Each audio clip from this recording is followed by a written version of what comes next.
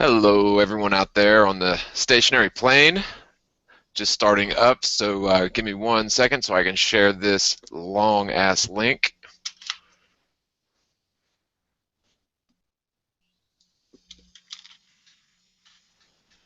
So is this on the Morgile channel, like the proper Yes, Morgile? yes, it is finally. Is this the first one on the proper Morgile channel then? Yep. Oh, Wow! Oh, that's good news. yes, it is. Thank you. It sure is. And so what I just did is I thought I shared the link to that on Facebook, but I didn't. So let me. Here we go. Sorry, all out there that happen to be listening live. We're running into some season one technical difficulties, but no worries. So we've got the great Nathan Oakley. How you been doing, my man? I don't know about great, but yeah, I'm doing fine. All right, and we've got Kristen Wolf. How you been doing, Kristen? Oh, doing great, John. How are you? All right, all right, doing great. So I'm still trying to get this stupid link to join, so I'm sure that everybody's still sort of piling in, and I want to thank everyone for joining us for Season 2, Episode 1 of Static Plain Truth Live, where we just sort of go over our research and where it's taking us in, from either a heliocentric perspective and how that matches or doesn't match our reality, and of course a geostationary flat Earth perspective, which seems to be what we've got. I don't know about you guys, but I've come to the conclusion now. It's been over a year, and I've really been looking hard for evidence to support what we've always believed and what we've always been taught as true. And I'm just coming up empty-handed in terms of proofs for the spherical Earth, but everything, and whether we've got every last inkling of the model down to a T or not, I don't think it's necessarily up to us as flat earthers to continue falsifying all of the heliocentric premises. And so, just to keep it simple, if we don't have axial rotation and we don't have curvature, then it's irrelevant to continue arguing like the southern stars uh, phenomenon, if that is even a phenomenon. Does that make sense to y'all? I agree. Yeah. So, it's sort of hard to figure out new ways to argue this topic, and to me it's sort of irrelevant because again the burden of proof really does lie on the heliocentric model to come out with some solid evidence of curvature and axial rotation. And I watched a recent and thanks to Event Skeptic, I watched a recent Hawking test. He did a laser curvature test over 5 miles, and allegedly the laser beam raised, I think, 6 feet above where it should have been if it was a level. But technically, it doesn't make any sense because at 5 miles away, that laser should be going through about 15 feet of water. It shouldn't be 15 feet above a boat that's 5 miles away. So I don't know, or 6 feet, or whatever the case was. But did you guys see that yet? It was like one of those Stephen Hawking documentaries, and they do like the Jeranism laser test over 5 miles. No, I I haven't haven't seen seen it. It's pretty funny because they use actors and everything to How set the funny. stage as if they've done this laser test, but in fact, it was repeated by a guy named Dr. Zach. So definitely check that out. Dr. Zach did a laser test over 5 miles, and it was totally level.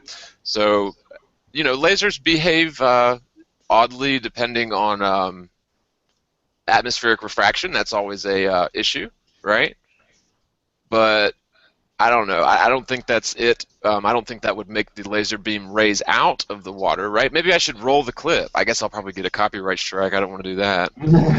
On your very first show back. Yeah, that would not be a good. So yeah, just check out whenever y'all get a chance out there. Check out it's the Stephen Hawking laser test. It was basically put out there to debunk flat Earth, but then Dr. Zach did sort of a response to it and debunked them. So, and they weren't using actors, they were using actual measurements and people. They weren't like recreating the situation. So, anyways, thoughts on that?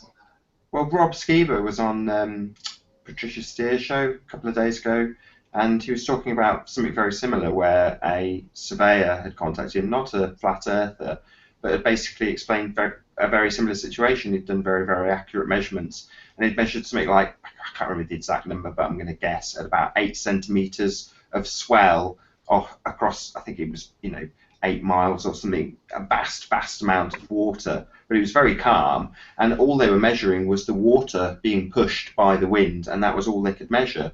In other words, it came back completely flat, which is, we should say that with lots of revelation in our voice. Like, look, it is flat. It's no joke, but it's no revelation to us because it's so obvious. It's obviously and observably flat. No shock. Yeah, I mean, I totally agree. And just a question out there, is anyone other than me having issues finding the actual live show, or did you just send me a link to that, Nathan? Sorry, y'all. No, it was when I just had a look to see if it appeared in the like my subscription feed, and it was there at the top of the list, and I've stuck it in Flatland, which is like a Skype group with 100 odd people in, and I've stuck it on Facebook, I've stuck it on Oh, Twitter. you stuck it in Flatland. Okay, so if it's in there, then I just got to find the bottom. But yeah, I mean, it's ridiculous because the more and more we look at this, it's just the more preposterous the whole idea of a spinning sphere becomes, and it's like it's just such a waste of time to keep on going over curvature and axial rotation, curvature and axial rotation. But at the same time, if they're putting out looks like pretty, I wouldn't say multi-million dollars, but I would suppose that Stephen Hawking doesn't bill, cheaply, right? So yeah, maybe a multi-million-dollar production to show curvature of a lake over 5 miles. Like, what would have possibly given them the the reason to do that, right? Right. To deceive us, no other reason. Well, I mean, why would Stephen Hawking want to go measure for curvature and come up with false data, just totally perjured data, unless they were in some kind of an area where, at the right conditions, they know there's going to be this much of inverse refraction or whatever. I don't know. I'm just throwing that out there. Yeah, that's amazing. When did you say that was made, or did you say when? I guess it was pretty recently, but yeah, just I can send you a link, but it's like Stephen Hawking 5 mile curvature test or 5 mile laser curvature test, something like that. Okay, yeah, I missed out on it, but I definitely want to see it. But it sounds, if it was recent, it must be in response to all the talk about the flat Earth circulating around the plane. So, Well, to me, I mean, it would just be so obvious, not just because when you say spinning east at 1,000 miles an hour near the equator, roughly, it's not just that linear frame of reference. It's a curved frame of reference, and so you'd be zipping around a parabolic curve, going east at that rate at the equator. Theoretically, in the heliocentric model, got to put your caveats in there. yes. But it would be plainly obvious just by simple demonstrations, no theories involved. We don't need gravity if the Earth is a stationary plane. And so all this is, it makes so much sense to me, and it makes so much sense to anyone who actually goes down that path to look at all this stuff. But from the stance of an average person, I mean, I was there 14 months ago. I was like, this is the stupidest thing I've ever heard of. Why would anyone, ever go out and make videos about this topic? I was just astonished. But once you actually do start doing observations and going back and thinking, through your life, has the heliocentric model matched my experiences, or has it been in conflict with my experiences? I've mentioned this a few times, but I remember distinctly when I was pretty young, 10 or 11, I took my first airplane flight, and I told my aunt after arriving in Dallas, Fort Worth from Orlando that I figured out the Earth wasn't spinning. Something to that effect. I can't remember exactly what I said, but she was like, "What are you talking about?" And I was like, "Well, the flight from Orlando to Dallas, Fort Worth is the same in duration to the return flight, And so even as a child, 10, 11 years old, as a kid, I realized I had this observation that I was pretty, confounded. But then, of course, my aunt, same difference, potatoes, potatoes. She said, no, that's stupid. Everyone knows the Earth is spinning. And so, well, I guess I'm stupid. But in fact, if you go back and revisit this topic, indeed, there should be, and really this is dependent on the time of the year too, I reckon, because the Earth is supposedly going around the sun, but that's all, we don't even need to look at that until we look at this supposed spinning that would cause airline flights going north to south all sorts of problems. It should make helicopter rides, a lot more fun than just hovering. If a helicopter was just hovering, technically, if you think about the laws of physics, the centrifugal force, if the Earth was spinning and then the helicopter takes off, it wouldn't just maintain that frame of reference forever. It would need to be fastened to the ground to remain that rotating frame of reference around that parabolic curve, going east 1,000 miles an hour, dropping about 300 feet per hour, I want to say, and of course orbiting around the sun, flying through space around the galaxy flying through space, and it's just like all of these different, sometimes in sync, sometimes in contradiction, motions would just be so plainly obvious. And unfortunately, it's just very, it can be difficult to get people to look at this topic for some reason. Maybe y'all have had better experience, but hey, this is such a new thing. Like, honestly, I have such a different outlook on life in the last 14 years. It's just how much it can change a person to, just stop, think about what we've been taught. Does it match our observations? And then research it, do the experiments. And I don't know, it's just, do you guys feel that way too? Like, I don't know, maybe it's just me. I mean, the problem is that what we're seeing, I hate to use these sort of loaded words, but awakening, is unprecedented. And when we see people have like meltdowns and crazy benders off the back of this, and we just sort of isolate them as one individual case, but on the whole, we don't know what is as a net result of finding out these great big revelations. You find out you're not on a spinning ball, we're not hurtling through space, it's all a load of nonsense. Space has absolutely been misrepresented, and you don't know what that does to people cognitively. It could be extremely damaging to some people. So while you say it'd be nice to wake everybody up, you then have to question, well, are we part of a machine that is waking people up gradually rather than in a great big wave so that we have people descending into chaos? You just don't know. It might be that when people describe Flat Earth as being a psyop, I'm not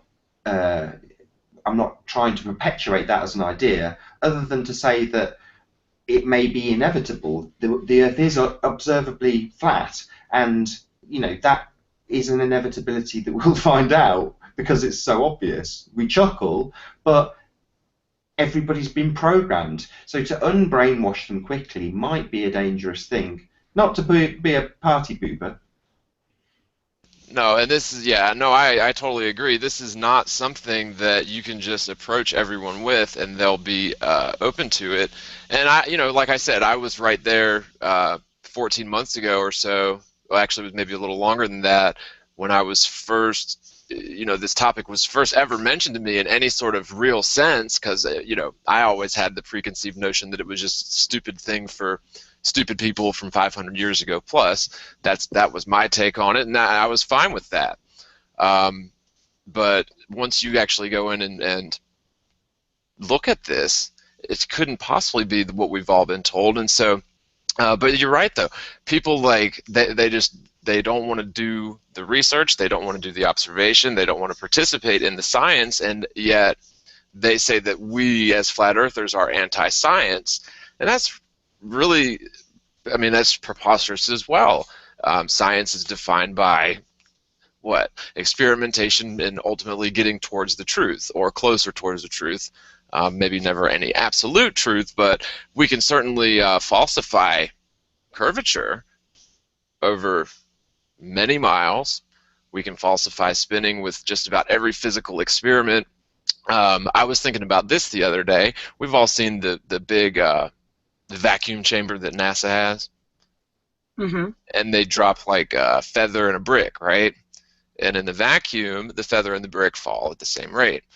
Well, that's all fine, but what isn't it? I always thought this is what Globers will tell you, that it's the atmosphere. It's the atmosphere, and it's that momentum that everything has that keeps it going east. And I say, well, fine to east, but what about dropping 330 feet per hour, down at your feet? Um, and so anyway, to me, if it is, that's the Glover's claim. It's the atmosphere that keeps plane in lock sync with the gravitic, orbital spinning of the globe. But what about in a vacuum chamber? There's no gravity in a vacuum chamber, is there, Nathan? I mean, not gravity, atmosphere.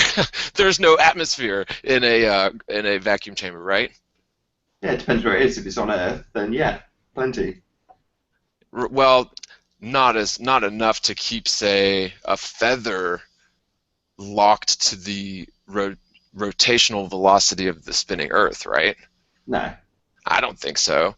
It would be in a vacuum chamber. You'd think that that feather and that brick should slide a little bit west. I mean, that's what you'd think in a vacuum chamber, because again, the whole thing against the proof that I had arrived at when I was 10 or 11, that like an eastbound flight from New York to LA or back, it's the same duration either way. Even with the Coriolis contradiction, they would say that it's dragging along the atmosphere or the lack thereof. So therefore, the vacuum, there'd still. I'm sure you could talk your way around that in the heliocentric explanation for Coriolis. I'm sure there'd be some sort of weaselly words in there somewhere. Of course. Probably. Hey Robert, how you doing? Have you met Robert Shortman before? Hey, hi, Morgalen. Hi. Yeah. Hey, what's up, And Robert? We've met Kirsten. before, man. Yes, we have. Yeah, we spoke before. And Kirsten, pleased to meet you. Have not spoke to you before, I don't think.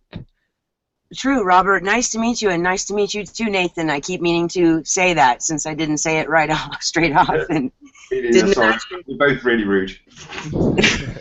Well, I probably should have introduced you, but I'm the worst host ever. So, and I seriously, I cannot find the live feed. I haven't done this in so long, so I was gonna share up links, but I've literally spent the last 20 minutes trying to figure out where is this damn link and how am I gonna share it on Facebook. So sorry. Hopefully, I've shared it. I've shared the link. yeah, I'm a mess. I'm sorry. I'm on it. I'm on it. I've got you. I've got you back. No, it's fine, really, and I appreciate it. But yeah, I'm just gonna have to forget about sharing this link, because I can't even find there we go, the live hangout. So Robert, what you been up to? Ooh, and we got Event Skeptic. So this is, like I said, when everyone probably joined on, this is a show that everyone's late to, because I say, it doesn't matter if you're late. They turn up eventually. Well, it takes people, it takes people a while to start showing up on the audience side as well. So, the first 20 minutes is usually just sort of pre-chat, and now that we've got everyone's attention and we've got plenty of people to talk, so that I don't have to keep talking, I'm gonna go grab something to drink. And if anybody wants to plug anything or just mention anything real quick, I'm gonna go grab a drink, and I'll be right back. Yeah, I'll go for it. Yeah, I'm doing a live hangout tomorrow at 8 p.m. GMT plus. It should be quite good. There's going to be a couple of guests that are known to be coming, but there's going to be a few extra people that will be turning up as well to make the call even more interesting. So it's going to be good. Lots of interesting stuff to talk about. Structured water and other interesting stuff like that this chap's really quite aware of, and he also makes the most fantastic crystal LED lights that light up your room. So he'll hopefully be showing some video footage of that as well, which I think he's busy filming as we speak. And it won't be although it's the first on your channel, it's technically not your first hangout, is it? No, yeah, because I did the one at the weekend, so that was yeah. Second hangout live then. Yeah. I'm back. Sorry. And it's 7 Up time for me. Uh, Yeah, so my so channel's Doomweaver 2007, and it's on at 8 o'clock tomorrow GMT. But it's gonna be good. Gonna be fun. Doom Weaver, isn't it? DOOM Yep. Weaver. 'Cause I got it Yep. wrong. Doom Weaver. Yeah, it's an old kind of name that I didn't realize I could change it, and then I kind of started with it, and then got subscribers, and then it was kind of yeah, that's too exactly what too, that's exactly what my name came from, honestly. too late then. Yeah, you've Yeah. both got gaming names, haven't you? Yeah, Yeah. that's exactly where I got my name. It was just a name I sort of made up, and Yeah. yeah, it was a tag name that I used for going all the way back to God, Team Fortress Classic. Wow. Is Okay. a Yeah, that's mod of cool. yeah, a mod of the original Half-Life series. So there you have it. Showing my age a little bit with video games. Now that's Now creepy. I know where you're coming from. So yeah. Showing your age with video games. What is the world coming to? Because it's funny when people pronounce it the Morgul and things like that. Other pronunciations too, right? Oh well, it's Yeah. cool though. Oh, I mean, I thought it was always clearly Morgile. Morgile. Yeah, I mean, that's yeah. clearly what it says. But no, I've had people say Morgile, and I'm like, wow, that sounds kind of, that sounds kind of like a, I don't know, Colombian drink or something. I'm gonna start saying it's Morgile.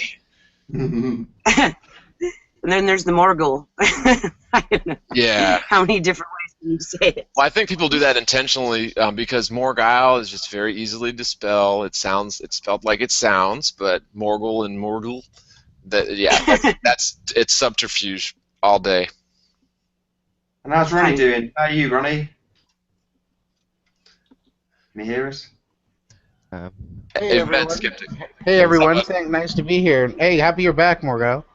Yeah, man. Just had to move to Georgia. My wife's in the hospital, and it's just been one hell of a couple weeks. But you know what? I would be nowhere else than on this show because, again, this is like one of the things that y'all missed if you're just joining us is I had a confession that this is, in the last 14 months, this whole cosmology change has changed the way that I look at everything to a point where I can never go back to what I was doing before because it's just so important to get this truth out to people. And even if it's just one person a day or one person a year, I don't care. Like, I really don't care what else happens as long as I can keep getting people.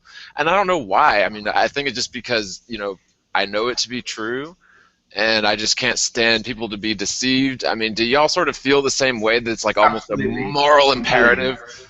Absolutely. It's so I do. compelling that you feel, well, compelled. Even with my friends, I've started to mention it, and yeah, some of them are really starting to question everything now. So yeah, it's the way to be rather than just trust the rubbish that they've been feeding us for years. And hey, could it be the alignment that happened in 2012 and the Great Awakening? Could be. Yeah, I mean, I think that the Mayans, you got to hand it to them. They weren't that far off. And something that I said leading up to 2012 is that, you could look at it as this whole, if you look at their long count calendars or whatever, it recycles back to the beginning after so many, it's like a couple thousand years. Baktun? Yeah, the Baktun? Baktuns, right. And so when you find out that, well, wait a minute, they weren't talking about the world actually ends. They were just talking about an awakening. Yeah. That was the way that they saw it, was different sorts of sort of life-altering or paradigm-altering events or awakenings that would occur, and they weren't that far off the money. I mean, you got to hand it to them. 2012, really 2013, 2014, that's when this topic started getting some mainstream, well, at least lunatic fringe mainstream Yeah, well, and even coverage. the calendar, the gear-like workings, it's like the prayer wheel that you spin it's basically the pyramid rolled from east to west and spun, and they were able to conclude and produce predictions for all the alignments, astronomical occurrences, and observations on the ground with these calendars. It's amazing. Oh yeah, and it's so funny too because uh, astronomers have been predicting eclipses and the paths or the the so-called orbits of the other wandering stars or planets. They've been predicting and tracking that stuff and observing, making those observations since long before they ever thought it was a spinning sphere. And yet there's a lot of people who think that for some reason the fact that we can, predict eclipses or predict certain stellar or solar alignments, whatever you want to call it, it just means that we have a very almost clockwork perfect, like you said, interconnections going on here. And I just don't think that sort of lock sync, almost like timing belt perfect, eclipses was a big thing for me when you realize like the eclipses are all on perfectly rotating 18-year cycles.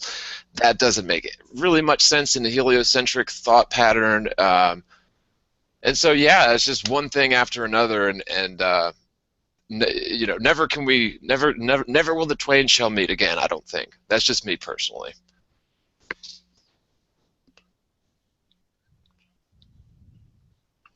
Silence. Yeah, dead silence. Amazing. So anyway, have you guys heard? What do y'all know about the whole Freemasonic stuff, circling the square? That's something that the Freemason guys like to do a lot, circling the square. And I'm just wondering if that has anything to do with the Masons hiding flat Earth. Could be. I could say the different. I think they've been trying to share this truth for the last 100 years. Do you? Circle in the square, I think, refers to the instruments that they have as their kind of reference tools, like the compass, the square, the protractor, and all the other things that they have involved with that. So the square is one of them. Not too sure about circle, but circle in the square would be a reference to something within that, I think.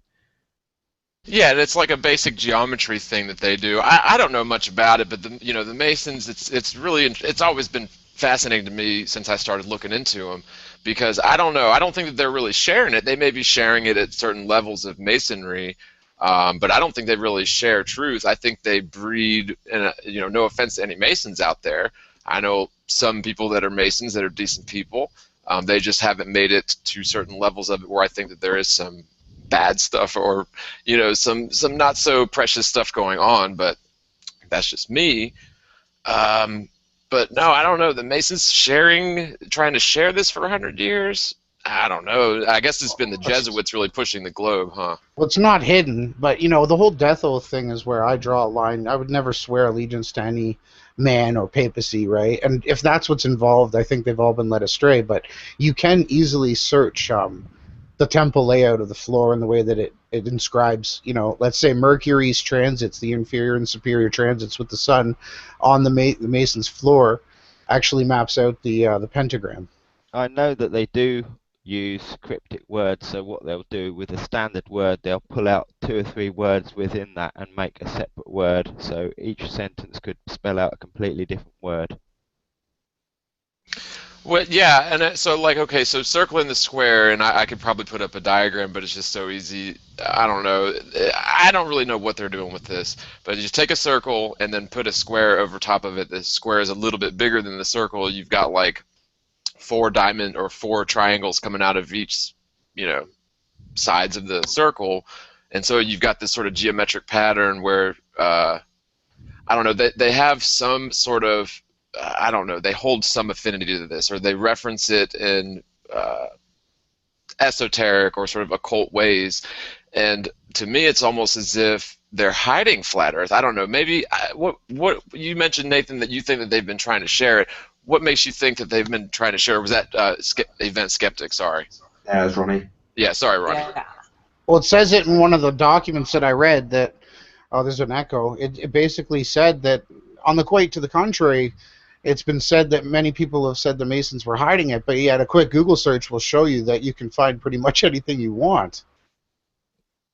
Well, how many people are looking at that, though? But their thing is to hide things in plain sight, and it's sort of almost like the way NASA works, and we know they're Masons. They like to hide things in plain sight. It's almost like everything they do is a test to see how many people are paying attention, how many people might be waking up, Mhm. and maybe people didn't have a chance to really wake up until 2012 or another point in time.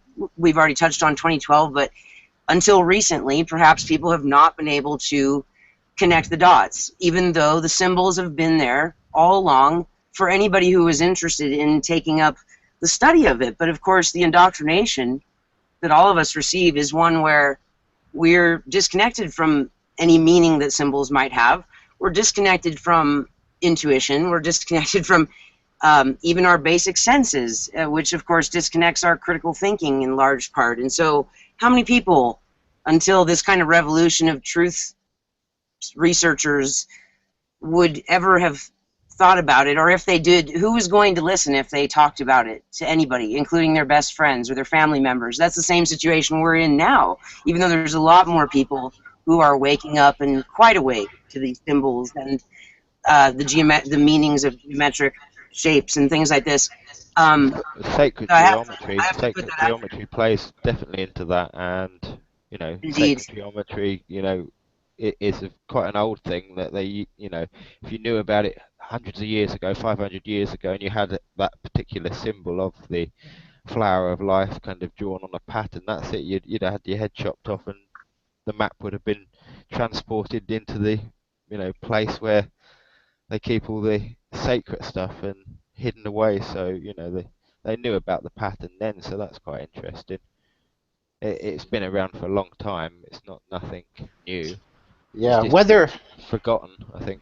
whether or not the Masons turn out to be a super nefarious, brainwashing cult-like group, the fact that the oral traditions and the ceremony that they've kept, whether the Masons even know it themselves, I beg to differ that they even realize that the ceremonies that they do are actually the sun doing its path across the temple floor. Yeah. I doubt they even really know Morgul. And some of the documents, it seemed like some of the Masons were disappointed that the initiates weren't even learning this. Yeah, that's so true. That is true. That's something I picked up and sort of put down. But yeah, you're right. They act like the sun going over a flat Earth during their ceremonies, right? So Same with the Catholic Church, all the churches, the temples, the Washington building. It seems to be this ankh, this cross, this square, or even the great square in the sky with Pegasus as the vernal equinox. It leads from the east to the west, and that great square is how we map the sky. yeah, man, it's so bizarre when you sit to think about how great this deception is.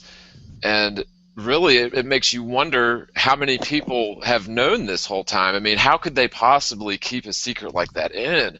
I mean, if you get to, like, let's just say hypothetically, you get to the top of masonry and they're like, well, if you're either going to be a 33rd degree mason or and figure out that the earth is a static plane in truth, um, or you just go on about your way and you say a 32nd degree Mason. I mean, what if that's like one of the tests that they have to be smart enough or wily enough to figure this out? I mean, it's put right in front of their face in all the rituals, so maybe it's not that big of a leap. But to learn that secret and to know it, and then Well, have to keep it in, I think that would just be torture. and the last thing I'll add to this is the fact that I found in my research something about the Pegasus square being an oblate square. So you got Neil deGrasse Tyson up there saying the world is an oblate sphere, but you know how these crazy people have to act. They have to, wink, wink. It's actually the opposite of an oblate sphere would be an oblate square. Huh? Yeah, I guess it would, wouldn't it? It's also the shape of the diamond in the baseball game, which is America's favorite sport, as well. Um, the the Enoch books always state that there's 9 circular spheres around a central square. So people who've been reading the Enoch have completely missed the fact that, or it's hidden. I don't know, but even the symbol of Earth is a square. With the whatchamacallit, the elements. Yeah, and now, if are we going to talk?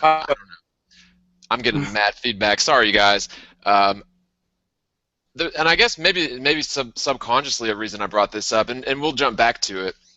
But there are some square flat Earth models out there being kicked around, and I think that it's important to look at those as well. But and we'll jump back to that. But I wanted to ask you British guys, that would be Nathan and Rob, do you guys learn much American history in like your regular high schooling, or Yeah, probably a little not? bit. We learned about the Civil War. I don't know about you, Robert. Yeah, a little bit about it. Yeah. Okay, so yeah, the reason I'm asking this is because it seems to me, and this is just sort of a theory that I've been kicking around, and we'll get back to flat Earth, but it's all relative, or all relevant, I think.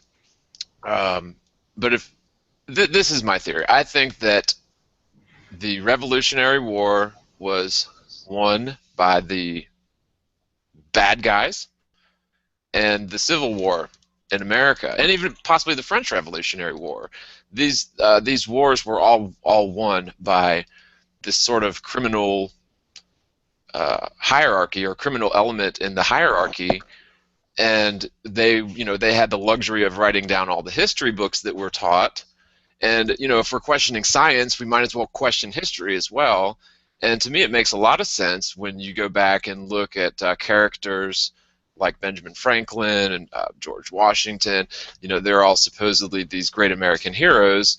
But I've just recently learned, and I've actually been researching on it a little bit more heavily, that there were seven United States presidents prior to George Washington under the Articles of Confederation.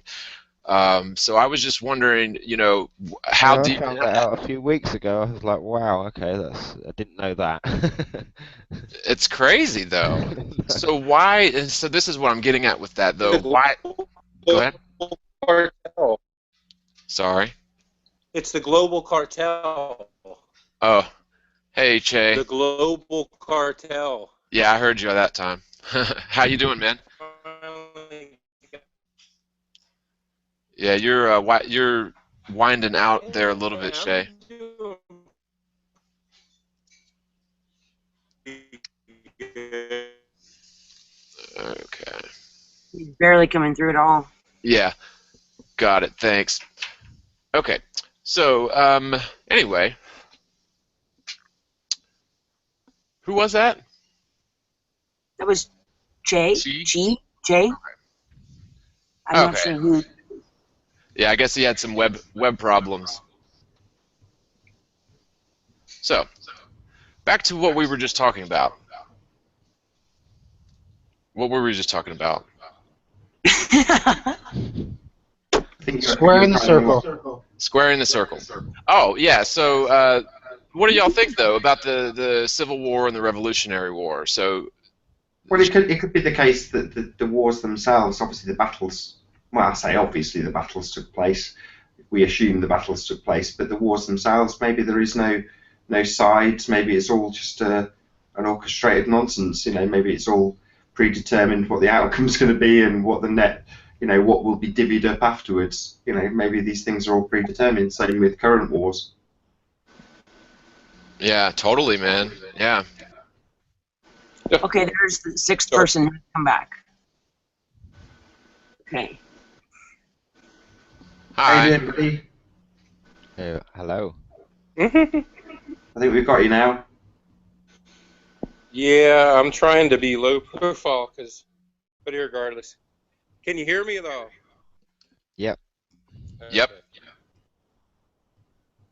We can hear you good. So, I don't know. It's just this has just been something that I've sort of been kicking around, because why would they have any uh, reason to teach us lies about history?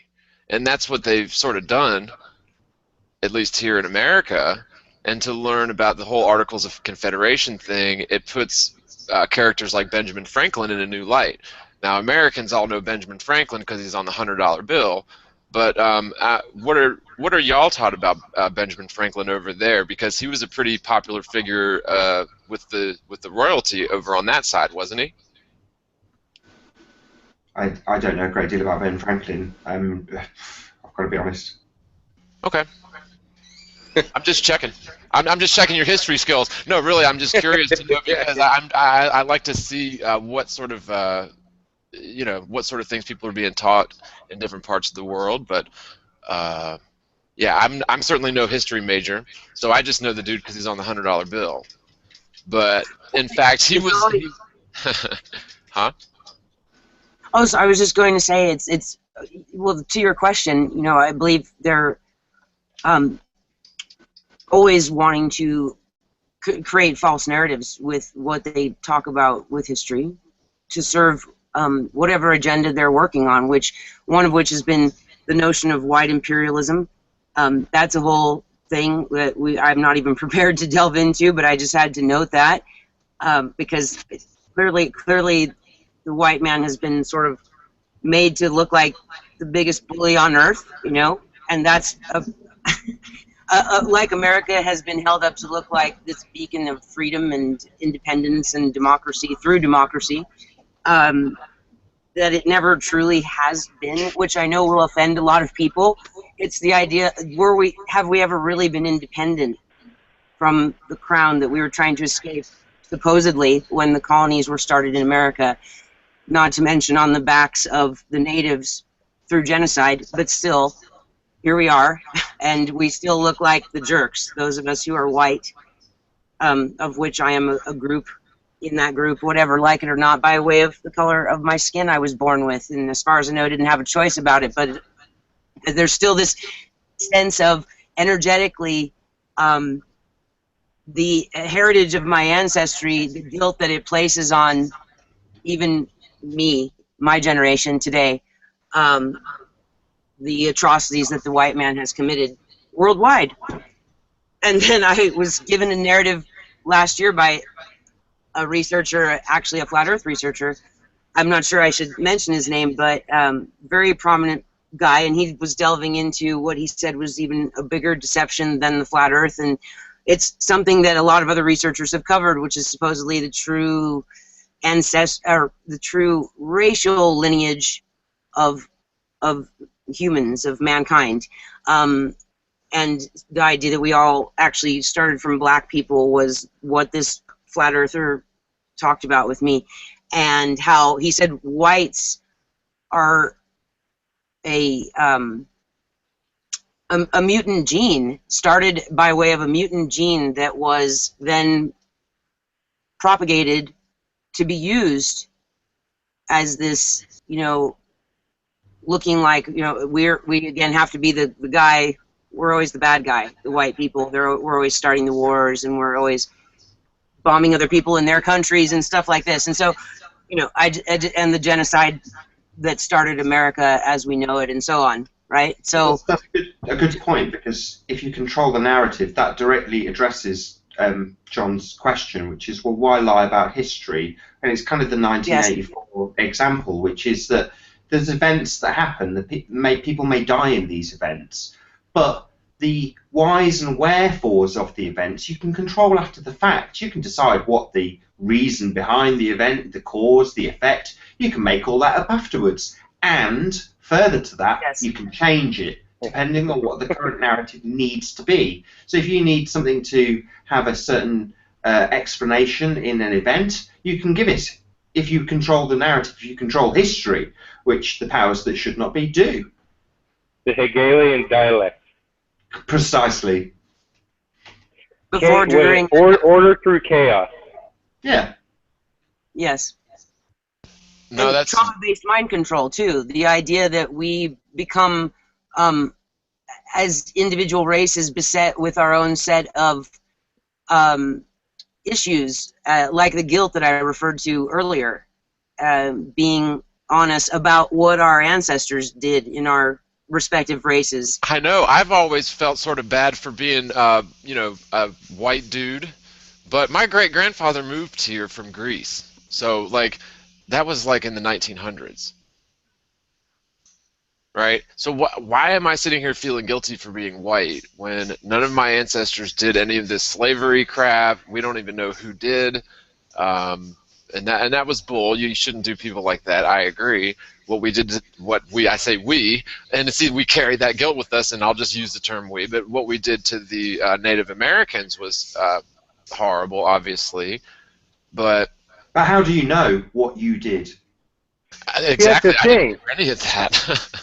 That's the thing. We're in a societal petri dish that's controlled by these Masons and the powers that be, the Bilderbergers and all that stuff, and they do have a direction that they're going, but they're shifting society on such a large scale. They have plans decades and 100 years ahead. They know their direction. I know what. I mean, I personally have my view on it, and I believe that it's a Luciferian cult that is hell bent on control and control, power, and a promise from somebody that's not going to be followed through. Yeah, that's a really good point. Uh, you know, sorry, Kristen. I'm sorry, I'm getting feedback. Did you say something, Kristen? Oh, I just said yes, actually, and that was a good point. That Che, is it Che or Chi? I'm not sure. It's Che. Okay, like I thought Guevara. so. And Che, the promise, the last part of your statement, I'm interested to hear more about. If you'd like to elaborate or expand on that. The Luciferian part? The promise that would not be kept, I think, is the last part. Well, their father is the father of lies. So he's just like Adam and Eve in the garden. He promised them something they already had, and he gave them a lie, and they lost everything. They had everything he promised them already, okay? And he lied to them. He was going to give them something they already had. That's irrelevant. But he promises, and he is the father of lies. He can't uphold that. These 33rd degree Masons, these people that get in, they're powerful, they're influenced, and they're willing to do the work necessary for the machine to move forward. Those are the people in power, the ones who are willing, where their intent is selfishness, greed, power, everything that's inward, and they feed off of that. And those are the people who are in the know, the 32nd and the 33rd degree Masons, Walt Disney, Benjamin Franklin, George Bush, all these people who are willing to do the dirty work because they have no moral standard, but a selfish intent that is driving them to the impulses that get them into those positions. They have to be a willing participant, let's put it that way. Well, how much of it is bloodlines where they're born into it and maybe aren't given so much of a choice but to play a certain role? Let's put it this way. With that in mind, the bloodlines are the only way in for certain things. For powers and principalities like, say, the 10 kings that are coming into this global union of 10 factions of the globe, okay? Those are bloodlines. Some of the other people are not bloodlines. Some of the other people are simply willing participants that'll go to the extreme to do these ghastly things to us for the sake of their gain. And they're willing to do whatever it may be, decimate populations, start wars so they can facilitate both sides and win on both sides, on the up and the down, just like the market. They play society that way. Oh yeah, that's totally true, man. I agree with everything that y'all have just said, and it really, this is where my research has been leading me towards, and as scary as it sounds, I think that this revelation that we've all been sort of gifted with here in this very strange time that we're living in, is really, just like I said before, it's so important. But it's like that they've been, like you said, one of y'all said it was some really good points, but they've been sort of progressing history forward with their plans, 100 years ahead, 200 years ahead, and they keep their records of, what's happened in the past for hundreds and hundreds of years. And so we're dealing with, groups of people that have been trained, and really put in positions to keep this sort of system going where they're always 100 or 200 years ahead of the current time.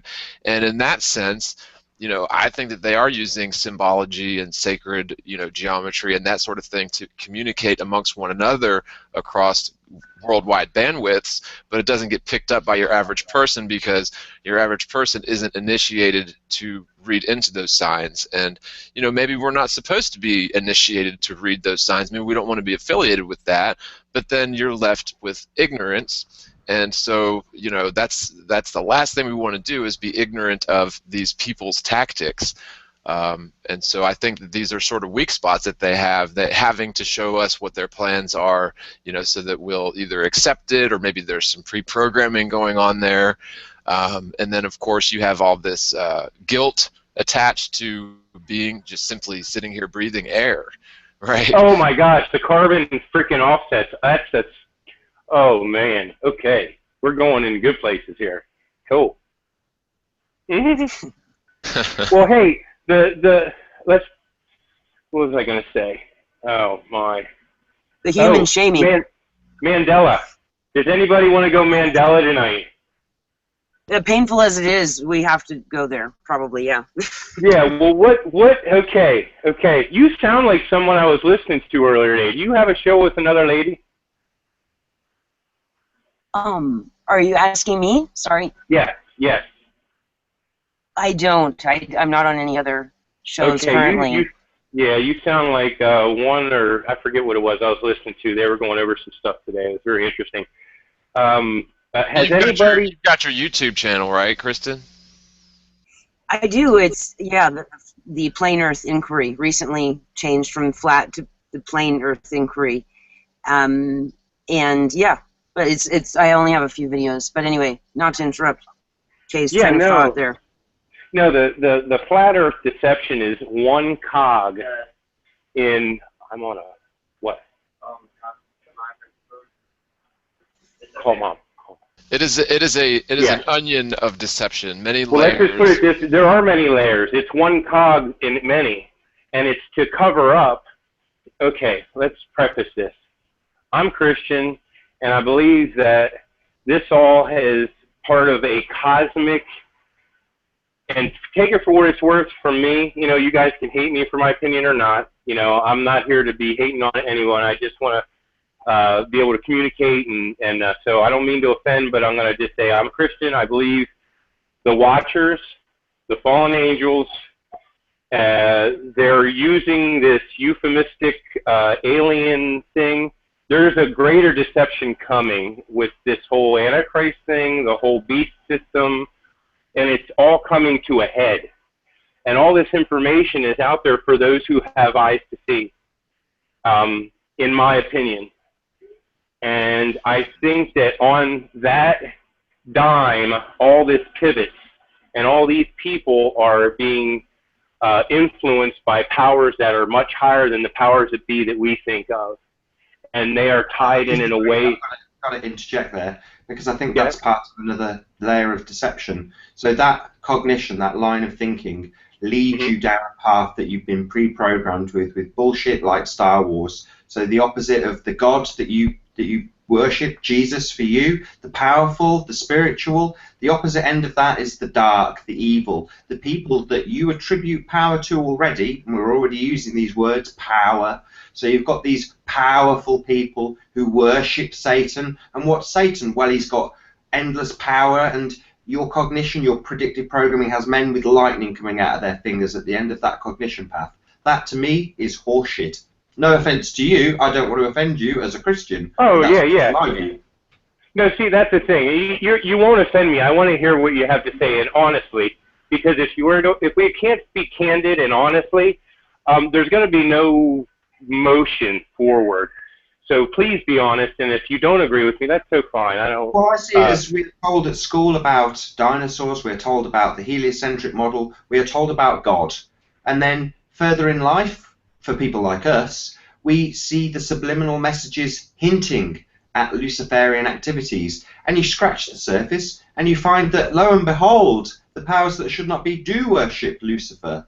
Well, that's just another layer of bullshit that distracts from the fact that George Bush is no different to me. He's flesh and blood. He's just a guy, you know. But if we perceive these people as having power and our images of power are from superheroes and gods, then we're left with this image that if these people worship those powers, that they ultimately are powerful too. And the reality is they are not. They are just like us. And therefore, by lowering them to our standards, we actually raise ourselves. Now, that's not to say that by grouping everybody together as being equal, that we are saying, wow, that means no one's special. Well, on the contrary, it makes us realise that we have as much within us, within our own ability, to be as influential as George Bush or whoever. Now, he's using all of the media, propaganda, all of these tools to achieve that.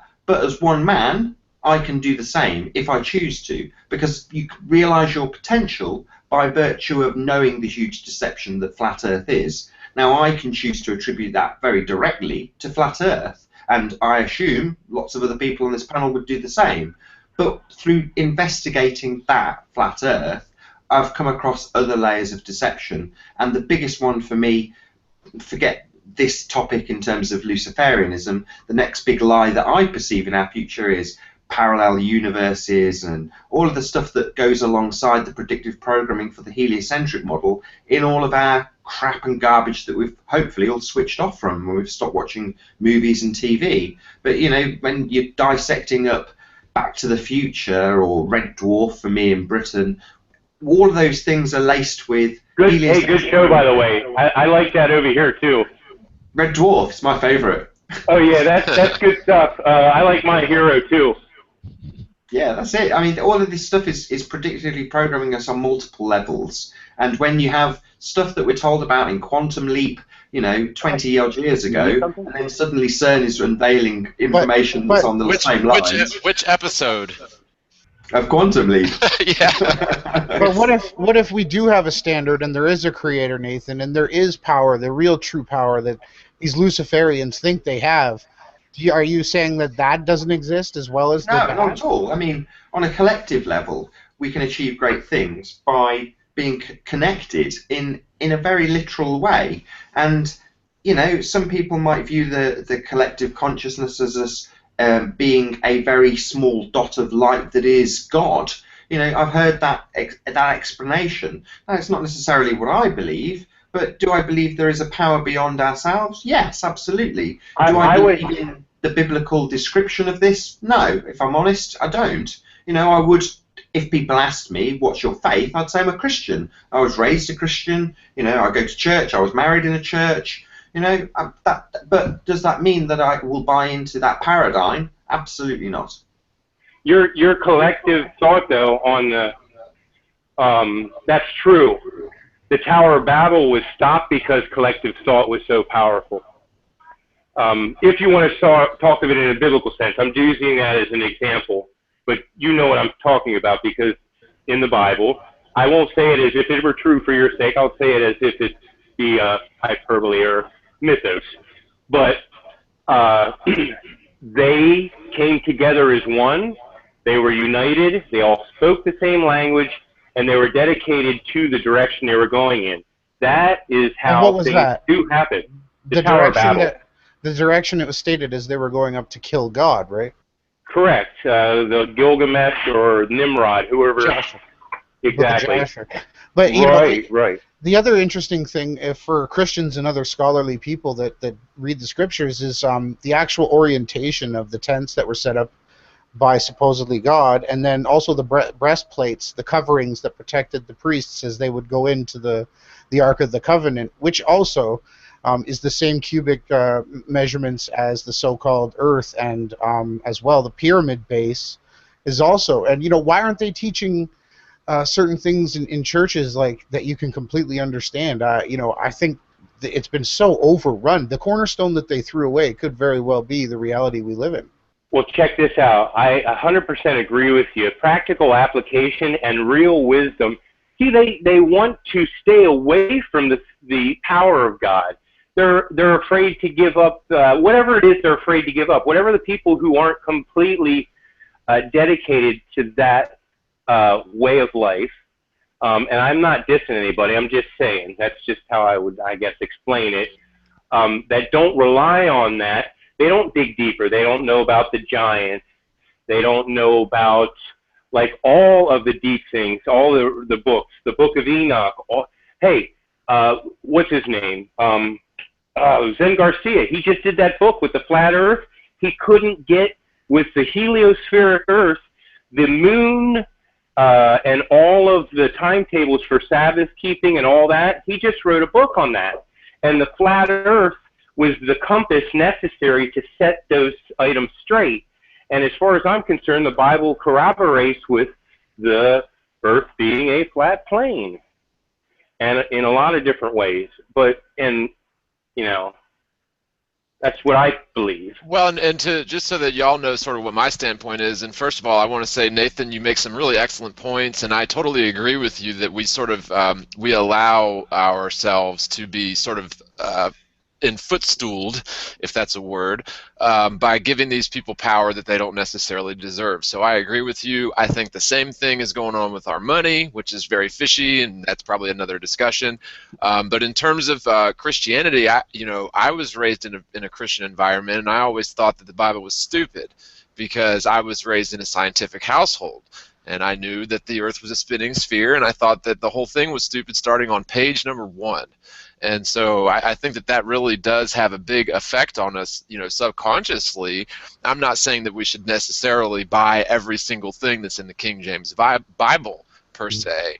I'm not saying that, but if we've been sort of browbeaten our whole lives with anti-flat Earth stuff and anti-Bible stuff, and we just come to this conclusion that the Bible's stupid because obviously they were wrong about the world itself.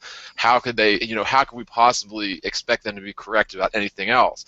And I've sort of looked back at societies in history who were thought of as great societies, but they were all pretty stupid too, right? Because they thought the Earth was flat and stationary. But when you actually come down and take a look at this, no, they're actually not that stupid after all. And in fact, it seems like we were the ones that were stupid to allow NASA that much leeway, and just to basically, it wasn't me either. I wasn't around when they launched the fake Apollo missions, but. Yeah, and I could also add, too, that the Great Pyramids, as a replica of our perpetual energy machine we call Earth, were mapped, and the underground chambers would fill up with the oscillations of the waters of the deep, and that's actually how they powered the pyramids. They knew more about our flat, even the cardinal directions of the pyramids indicate the center, the most important measuring spot of the heavens. This world is alive, in my opinion, and I don't know if there's too many flat earthers talking about that. Well, let's put it this way. In the book of Enoch, it says of how the Watchers themselves came down and taught men all these things. All these people that are hooked into this super high technology in their days, Francis Bacon, and a lot of these people have had ties to what they call a familiar spirit that would talk to them. A lot of this stuff is written down, from Tesla to him, to Edison. Some of these people have actually written in memoirs where they had an entity, a familiar spirit, that dealt with them and these technologies and enlightened them. And this was forbidden knowledge for us as far as God was concerned when those angels came down. Now, is it Nathan that was disagreeing with me? Is that who was? Yeah, on a biblical stance? And I'm not taking, I want to try and, I keep bringing the Bible into it because I end up there anyway, and I apologize. So I don't want to have this rotate all around that. But I see all these things as deception to keep Christ out. All these things are layers of an onion that actually keep people from believing in Christ, in my opinion. I don't believe that could ever happen. The power has more. If the creator of this world really wants it known, you're not going to stop it with some semantic group or anti. Exactly. It's a separation of the goats and the sheep. The goats are the ones who want the power now and have short-sighted nature and are selfish, and they will go down with their father. And the ones who have a long-term, eternal spark in their heart, it is something that they you know, and the bigger that spark or the more that you fan that, it's just like that wolf thing. There's a wolf, there's a white wolf and a black wolf, the Indian says, and the one that you feed is the one that's going to win, you know, in his spirit. I don't know if you guys know that story, but whatever you feed is going to be your prominent, you know, what takes you in that direction. So I hope I got my point across there without being too long-winded. The grass is always greener when you water it, right? Right. Yeah, that's very true. Anyone else thoughts on that topic? It's definitely a topic worth discussing. I've personally had my Christianity raised and affirmed through this. That's just me personally. I'm not saying everyone's going to come to that conclusion, but I'm sure that there's a creator now, me personally. Can I prove that? No. We can certainly prove that the earth isn't a spinning sphere, and that does bring back some of these old arguments, that, for example, Christianity is stupid on, page 1, book 1, which I think that sort of rhetoric has affected us all, worldwide. Well, I think it's a fallback. I think it's if you've got something like scientism telling us that, or scientism and tied into atheism, telling us that Christianity, the whole idea of God, that's all nonsense, But then the big joke, the big secret, the big spinning ball lie, if that's ever revealed, Mark Sargent described it as the Christians having flat Earth in their good china. Well, you have that, exactly that. So a lot of people, I'm not disrespecting anybody and their beliefs in this, and I've said already, I would describe myself as a Christian. So it's not like I'm kind of playing devil's advocate to a certain extent, although I do think this.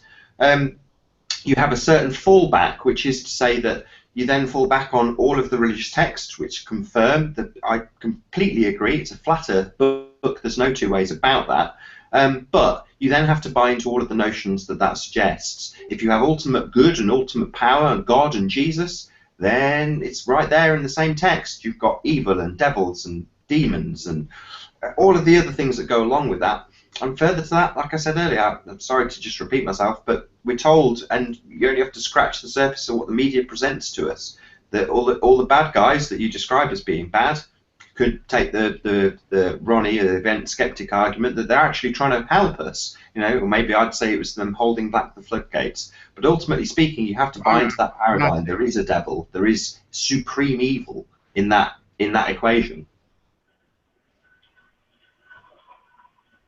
Well, True. From a Christian perspective, I don't think that I think that the devil has grown horns and a tail. I don't think that was ever depicted that way in any sort of, actual Christian or Hebrew text. I think that's more of this whole subterfuge that we've got going on. Hollywood. It really is. It's part of this Hollywood thing to empower Lucifer, and like Nathan had mentioned earlier, to give power to people who don't necessarily deserve it. We allow them to do it. It's official, and we sign off on it, and so that's what we get. But I think that this revelation here, flat Earth, is really sort of an Achilles heel for this whole beast system thing that we've sort of been touching on. And I don't know. I just really think that we should, again, not necessarily go and believe everything in the King James Version, because there are lots of poor translations even in that. But to look back at the Bible as maybe not such a stupid book for stupid people, but maybe there is some insight in there, and it is sort of convoluted, yes. But I think that the stories are true enough, or at least the message is true enough, or close enough to the original, whether that was Aramaic or Hebrew or whatever it was written in. To me, my Christianity's been affirmed, and that's really, that's just me. Everyone's going to take this in a different direction, but if we know that there's a creator, and then we have stories of this creator, sending his only son to save the world, and look at what changed after Christ. I mean, we mark our calendars by his birth, so obviously something happened there, and whether that was just another layer of deception, I don't think so. But after that, you certainly had the Roman Catholic Church. I believe there's good enough evidence to state this without saying I believe it, but I believe that the Catholic Church was sort of co-opted right from the beginning, right with Constantine, the Roman emperor who became the Christian Roman emperor and sort of co-opted Christianity, and we're left with the Vatican, which is the most anti-Christian religion or anti-Christian institution, I think, in this world. Oh my Lord! Yeah, definitely. They brought us the Jesuits. Oh, enough said. Yeah, they sing songs to praise Lucifer in their church while performing the ceremony. Right. If you look at their ceremonies, they are satanic. And this is kind of funny. Get that daggone fish off your head, because he's got the fish of Dagon on his freaking head. But see, what they're doing is they're occulting the actual order of creation, and this is what I'm trying to say. I could care less about the stupid Mason Society. What I care about is the fact that they've been continuing an oral and ceremonial tradition of creation, and you could match this up basically with anything. So you think that they're just mirroring a basic font where it's just here's what it is, and it's not I'm not sure if I'm tracking you there.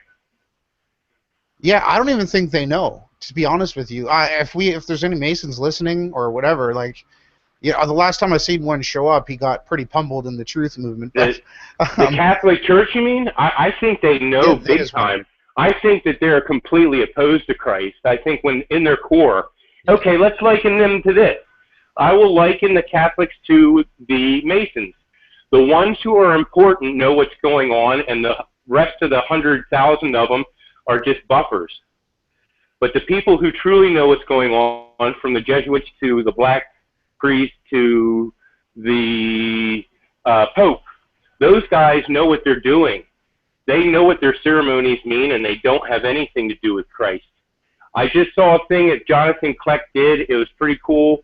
He took that huge, if you guys check it out, he took their huge Vatican throne, and he broke down the depiction of it. It was completely wrong, though.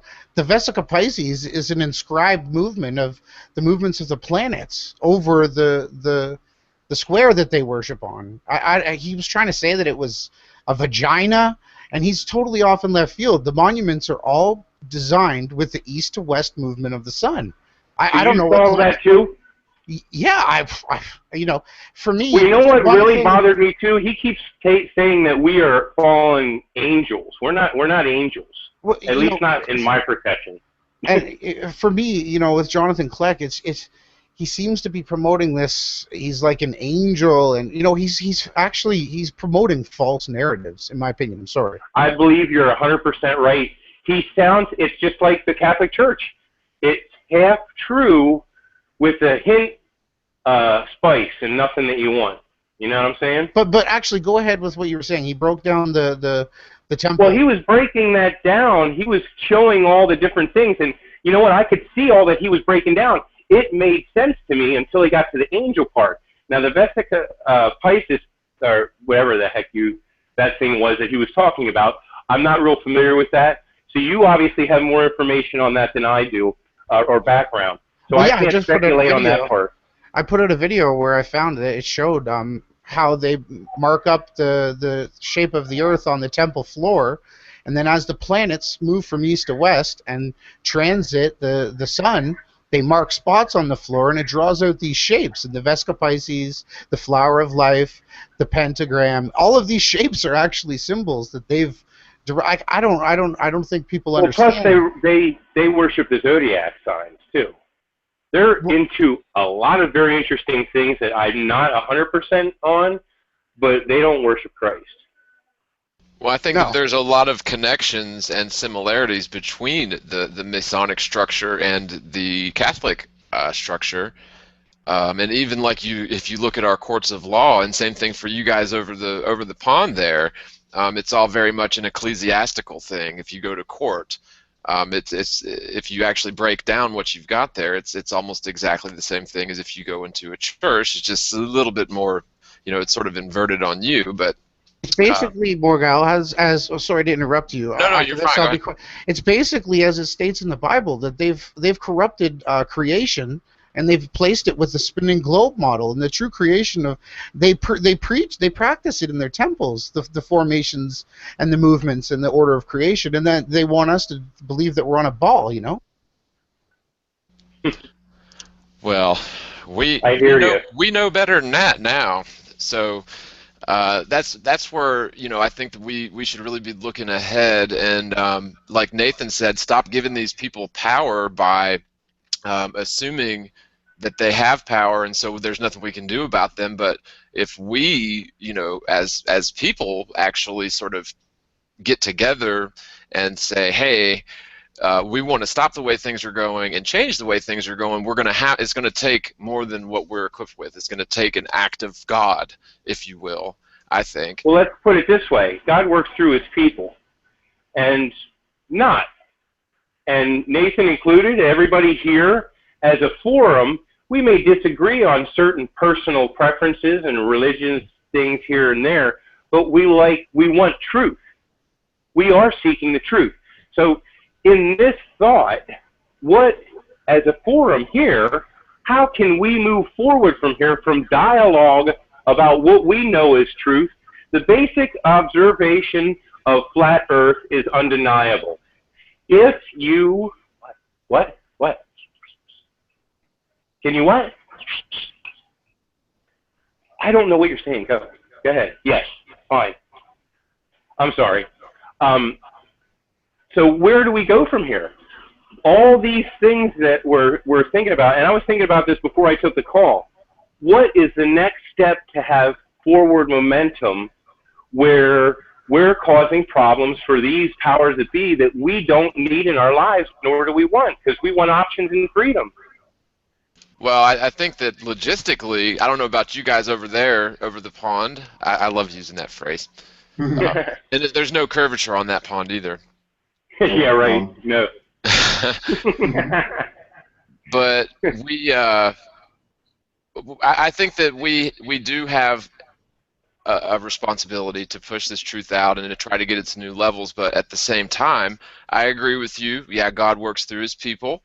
But then, that's supposing that there's a God. To me, I think that the idea of God just in a heliocentric universe altogether is just sort of it's incompatible, or at least with the Christian God.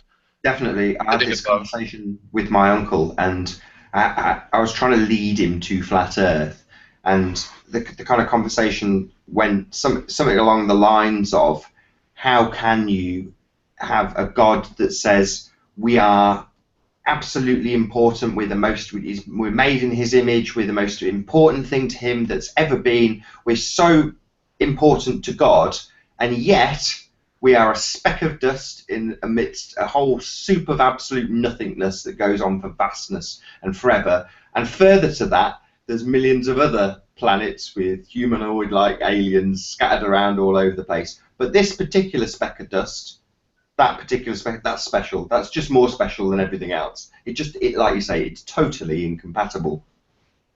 Yeah, it really is.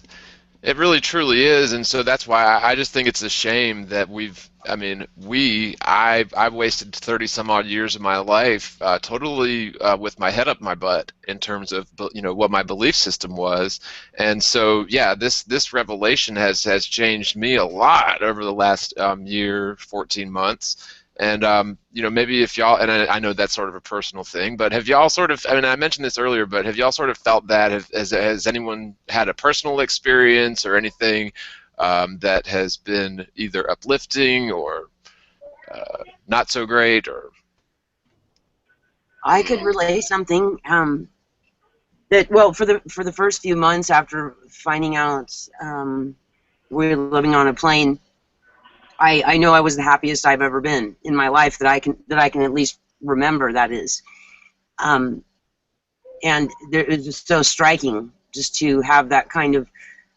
revelation, as you say, mainly on the premise that the world around us matches our observations, and sadly, that's not something everyone agrees about. Until they're really understanding the proofs of this, a lot of people still think they see curvature. You know what I'm saying? Things like this, and so many people just.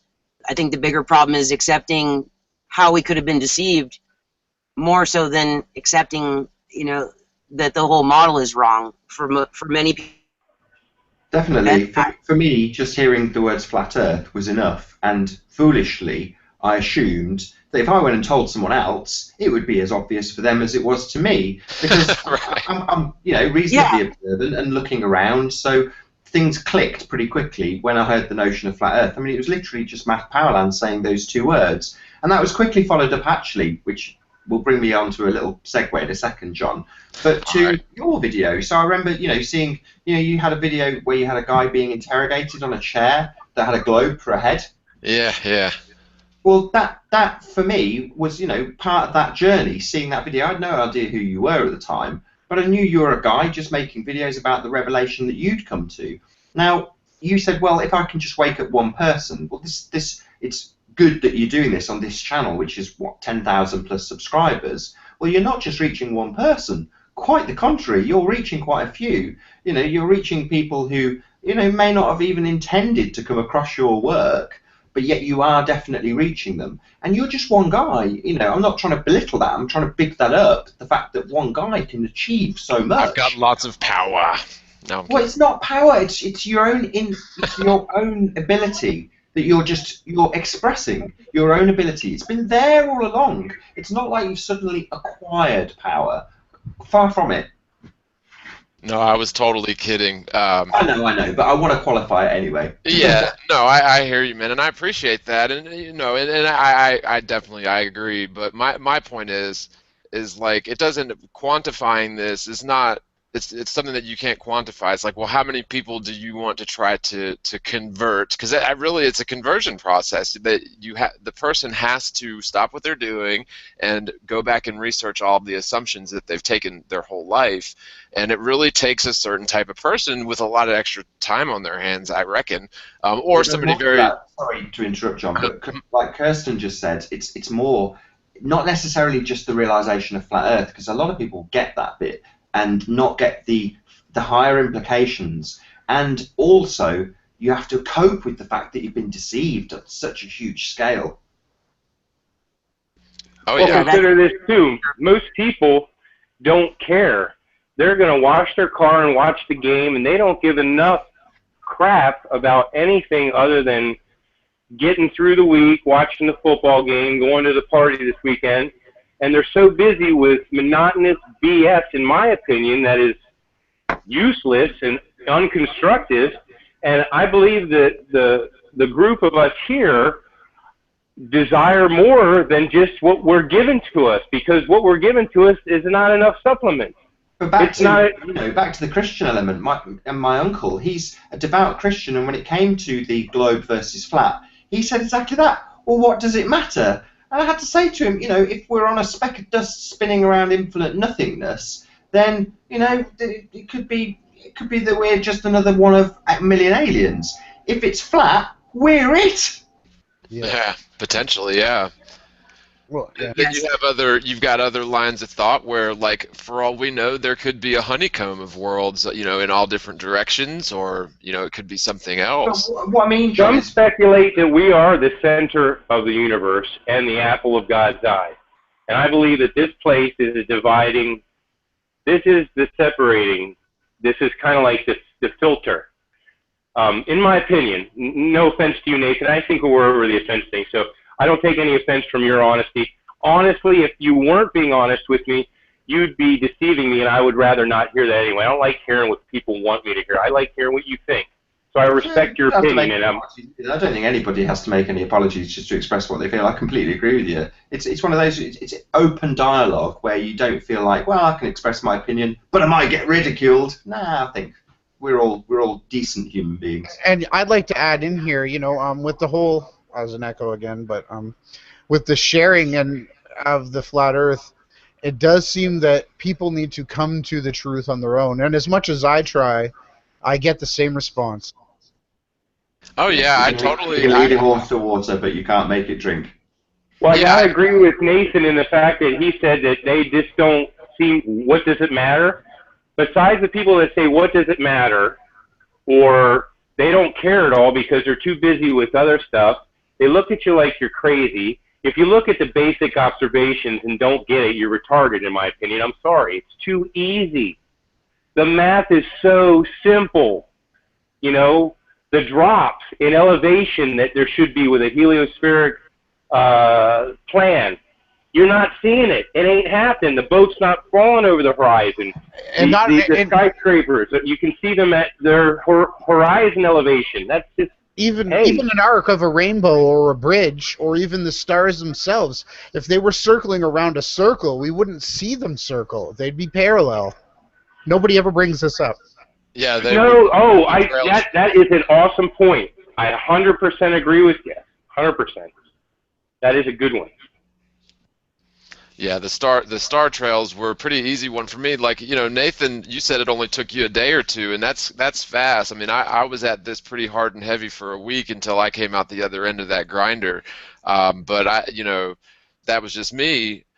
Some people it might take longer, some people it might take shorter, but at the end of the day, we have to pick a side, right? I mean, and I don't think it's necessarily we have to pick a model, but we have to either pick a side of, okay, I'm going to go back into the, you know, into the matrix, into the pink goo, or I'm going to break free of the matrix, and you know, even if it does me personal injury, it doesn't matter, because I feel like we've all been sort of called to a higher purpose, and we should be held to a higher standard, or not that we're held to a higher standard, but that we should take that moral imperative and take this to the next level, which is going to be action.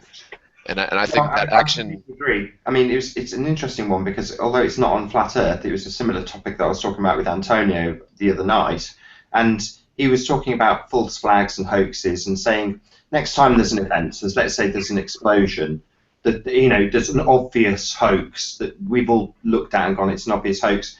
Next time you hear someone mention it, say, oh, my next door neighbour was talking to me. He had a phone call from his sister, and they were actually doing it as a drill. Yeah, it's all a load of nonsense. It's just all a big joke.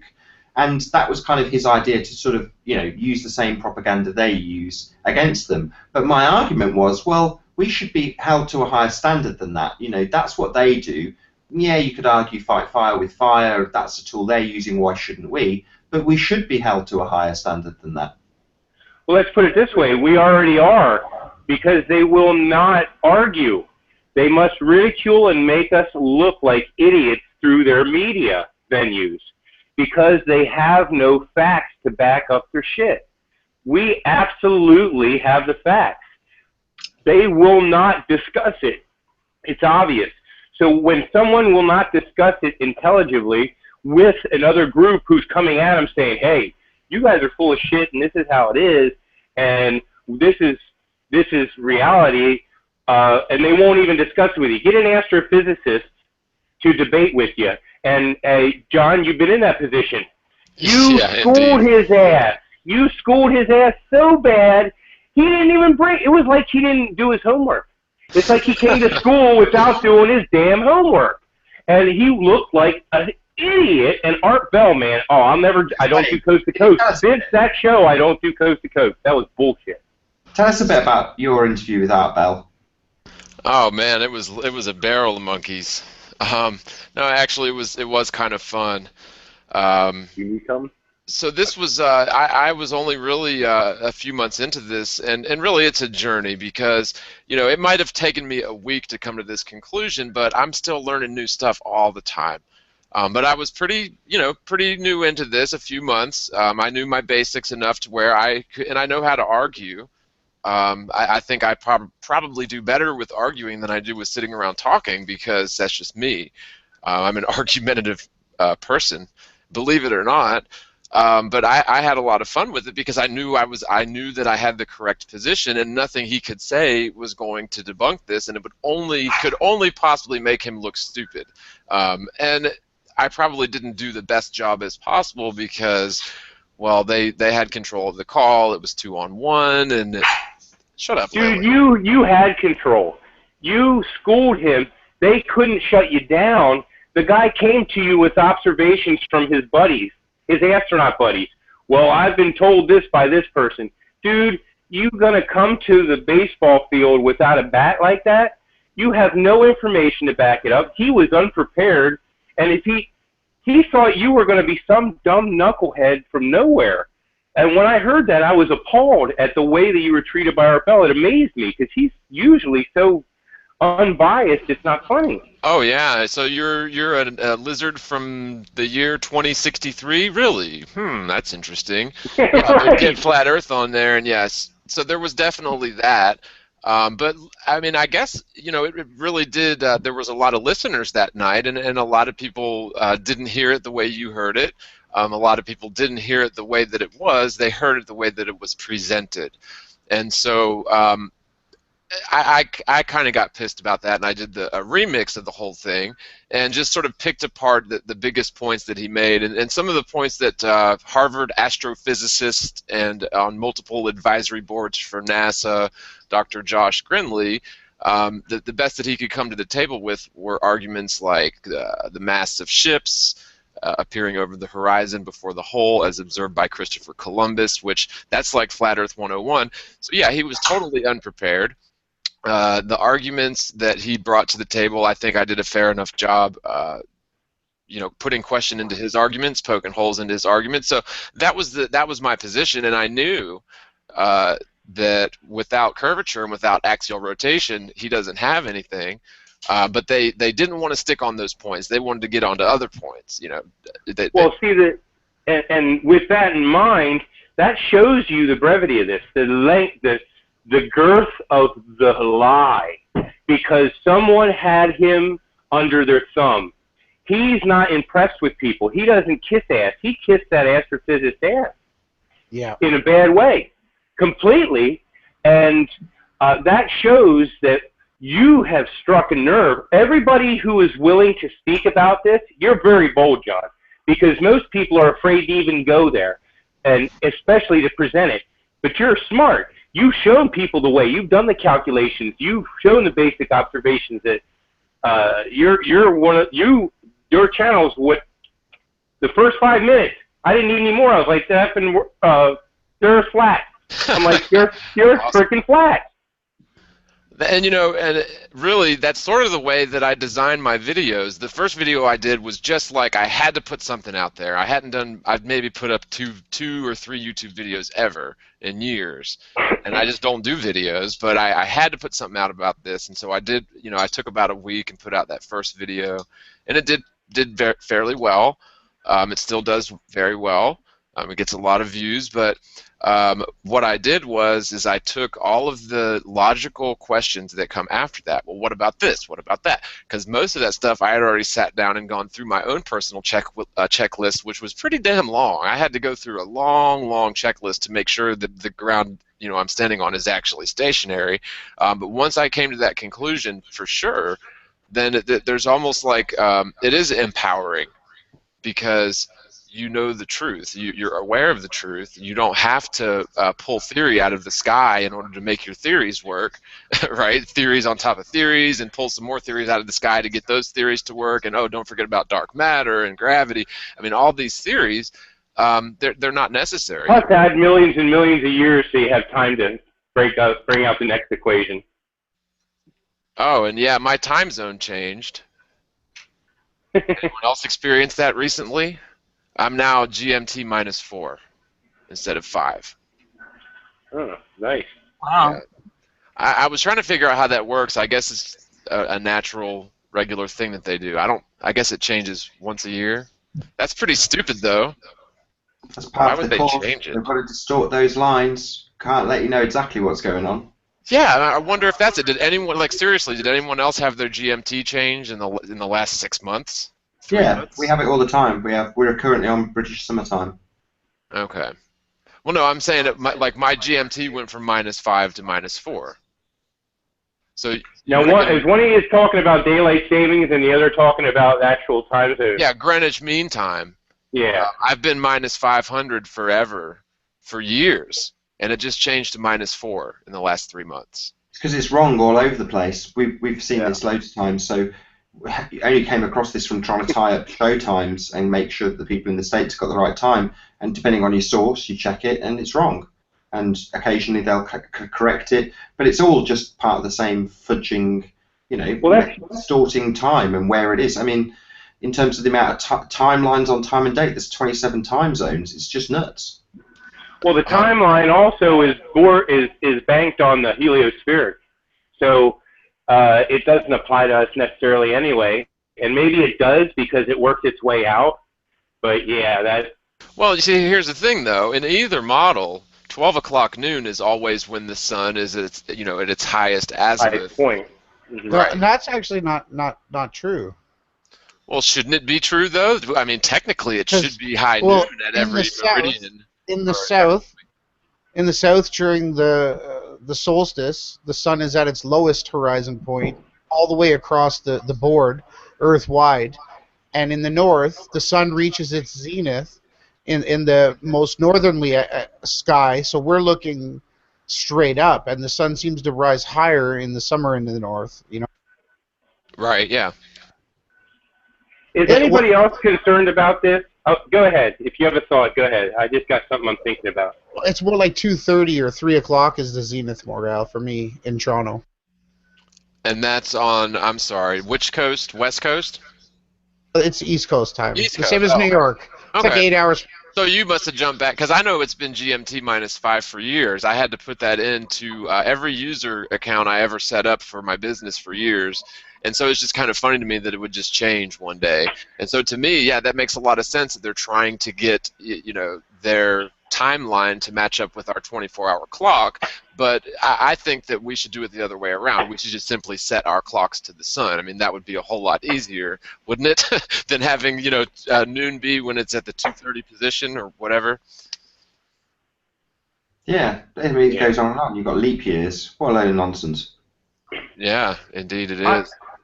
I have a concern, though. My concern here lately is the flat Earth going stale and the media making us look dumb enough and then kind of overpowering the movement. Does anybody else feel that yeah, there's how do we move forward? How do we move forward and keep this relevant and fresh so that it isn't something that they can just bulldoze under? Well, and I think, like I was mentioning before, I think that we need to take this into the realm of action, and I don't mean anything violent, but I mean we need to have ends, and I think that the score of those ends should be the first off, get rid of the Federal Reserve Bank, second off, get rid of the IRS, the CIA, and that's just for starters. What do y'all think, or at least Nathan? I know we lost. It's Rob, right? Yeah, he's getting up early. He did say in the chat he was. Oh, okay. Yeah, no worries. But you guys are having to deal now with the whole Euro scam thing, and the World Bank is being propped up to be this huge central bank that's going to be issuing everyone's currency. It appears. How do you feel about your currency over there? I think it's a nonsense. I think the whole monetary system is a big, massive distraction.